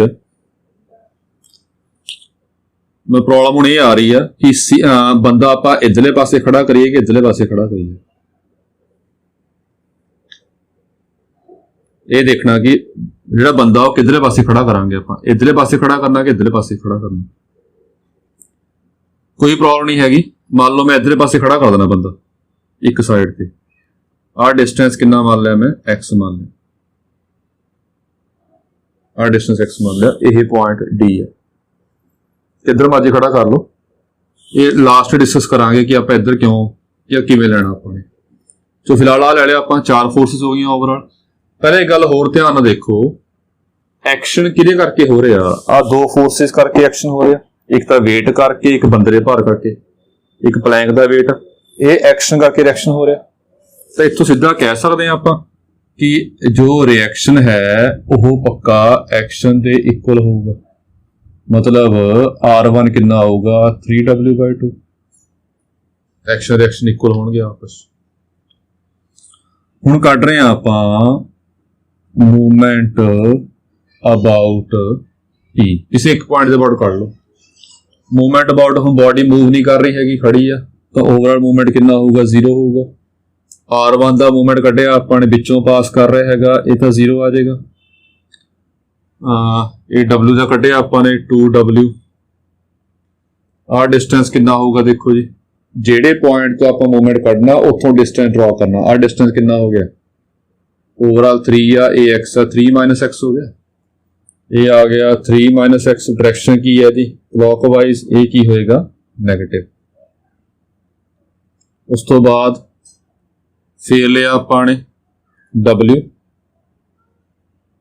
डिस्टेंस कितना इस केस 3 है और डिस्टेंस 3 है जी। डायरेक्शन की है, डायरेक्शन क्लॉकवाइज आ। हुण R1 ले लो, डिस्टेंस कितना 7। ये डायरेक्शन की होगी एंटी क्लॉकवाइज। ओवरऑल मूवमेंट कितना 0, बॉडी मूव नहीं कर रही। इत्थों आ गया अपने कोल W एक पास ले जाओ, 2W 3 - x 3W। R1 की वैल्यू भर दो, 3W/2 × 7। W कैंसल कर लो जी, मल्टीप्लाई कर लो। 6 - 2x + 3 = 21/2। ये आ जाएगा -2x = 3/2। इथों x आ जाएगा -3/4 -0.75 मीटर आ गया। हुण इत्थे गल समझाउणी आ कि डिस्टेंस नैगेटिव तो अपना आ नहीं सकदा कदे भी। ये डिस्टेंस नैगेटिव क्यों आ रहा अपना। हुण थोड़ी ये गल आपां विजुअलाइज करनी है, दिमाग 'च सोचनी है। एक इत्थे पॉइंट ते रखिया है, एक इत्थे पॉइंट, ये 2 पॉइंटां दे प्लैंक रखिया है।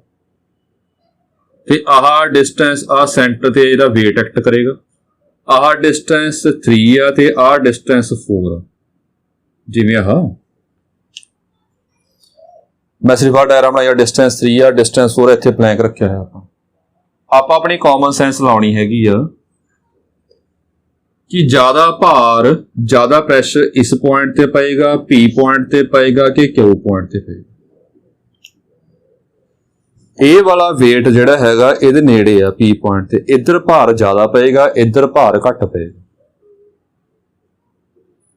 ਇਹ ਕਿਉਂਕਿ weight ਨੇੜੇ ਆ ਨਾ, weight ਨੇੜੇ ਇੱਧਰਲੇ ਪਾਸੇ, ਇੱਧਰ ਜ਼ਿਆਦਾ ਪਏਗਾ ਪ੍ਰੈਸ਼ਰ, ਇੱਧਰ ਘੱਟ ਪਏਗਾ। ਮੰਨ ਲਓ ਇੱਧਰ ਹੈਗਾ ਪ੍ਰੈਸ਼ਰ, ਸਮਝਾਉਣ ਵਾਸਤੇ ਇੱਧਰ 100 ਦਾ ਪ੍ਰੈਸ਼ਰ ਆ, ਇੱਧਰ 40 ਦਾ ਪ੍ਰੈਸ਼ਰ। ਤਾਂ ਬੰਦਾ ਆਪਾਂ ਇੱਧਰਲੇ ਪਾਸੇ ਖੜਾ ਕਰਾਂਗੇ ਕਿ ਇੱਧਰਲੇ ਪਾਸੇ ਖੜਾ ਕਰੀਏ ਕਿ ਪ੍ਰੈਸ਼ਰ ਬਰਾਬਰ ਹੋ ਜਾਏ। ਇਹ ਆਪਣਾ ਦਿਮਾਗ ਲੱਗ ਰਿਹਾ ਕਿ ਜਿੱਧਰ ਪ੍ਰੈਸ਼ਰ ਘੱਟ ਪੈ ਰਿਹਾ ਕਿ ਬੰਦਾ ਉਧਰ ਪਾਸੇ ਖੜਾ ਕਰੋ ਤਾਂ ਜੋ ਪ੍ਰੈਸ਼ਰ ਬਰਾਬਰ ਹੋਏ, ਦੋਹਾਂ ਤੋਂ ਪ੍ਰੈਸ਼ਰ ਬਰਾਬਰ ਹੋਏ। ਇਹ ਨੈਗੇਟਿਵ ਦਾ ਕੀ ਮਤਲਬ ਆ ਕਿ ਆਪਣਾ x ਇੱਧਰਲੇ ਪਾਸੇ ਨਹੀਂ ਮੰਨਣਾ ਸੀ, ਦੂਜੇ ਪਾਸੇ ਮੰਨਣਾ ਸੀ, ਇੱਧਰਲੇ ਪਾਸੇ ਮੰਨਣਾ ਸੀ ਆਪਾਂ ਨੇ। ਇਹ ਕੋਈ ਪ੍ਰੋਬਲਮ ਨਹੀਂ, ਇਹ ਨਹੀਂ ਕੁਐਸਚਨ ਗਲਤ ਹੋ ਗਿਆ ਆਪਣਾ, ਇਹ ਕੋਈ ਪ੍ਰੋਬਲਮ ਨਹੀਂ ਹੈਗੀ। ਚਲੋ ਵਧੀਆ, ਚਲੋ ਨੈਗੇਟਿਵ ਆ ਗਿਆ। ਤਾਂ ਆਪਾਂ ਇਹ ਦੱਸਾਂਗੇ ਜਿਹੜਾ ਆਪਾਂ ਪੁਆਇੰਟ ਬੰਦਾ ਖੜਾ ਕਰਨਾ ਹੈਗਾ C ਦੀ ਦੂਜੀ ਸਾਈਡ, ਰਾਈਟ ਹੈਂਡ ਸਾਈਡ ਤੇ ਖੜਾ ਕਰਾਂਗੇ। ਸਾਰਾ ਸਹੀ ਹੈ, ਗਲਤ ਨਹੀਂ ਹੈ। ਨੈਗੇਟਿਵ ਤੋਂ ਇਹ ਸ਼ੋ ਹੋ ਰਿਹਾ ਆਪਾਂ ਕਿ ਆਪਣੇ ਕੋਲ ਬੰਦਾ ਇੱਧਰਲੇ ਪਾਸੇ ਖੜਾ ਹੋਊਗਾ। ਜੇ ਇੱਧਰਲੇ ਪਾਸੇ ਮੰਨਦੇ ਆਪਾਂ ਫਿਰ ਪੋਜ਼ਿਟਿਵ ਆਉਣਾ ਸੀ। ये सही है, गलत नहीं है। Therefore man stands at 0.75 metre on right of C. बस ये अपना आंसर। ये क्वेश्चन काफ़ी इंपॉर्टेंट है जी, ये देख लियो, ये नाल न्यूमेरिकल भी ट्राई कर लियो। कोई प्रॉब्लम आती है ਜਾਂ कमेंट कर लो, ਜਾਂ WhatsApp ग्रुप से जो बने हुए उस पूछ लियो जी। Thank you.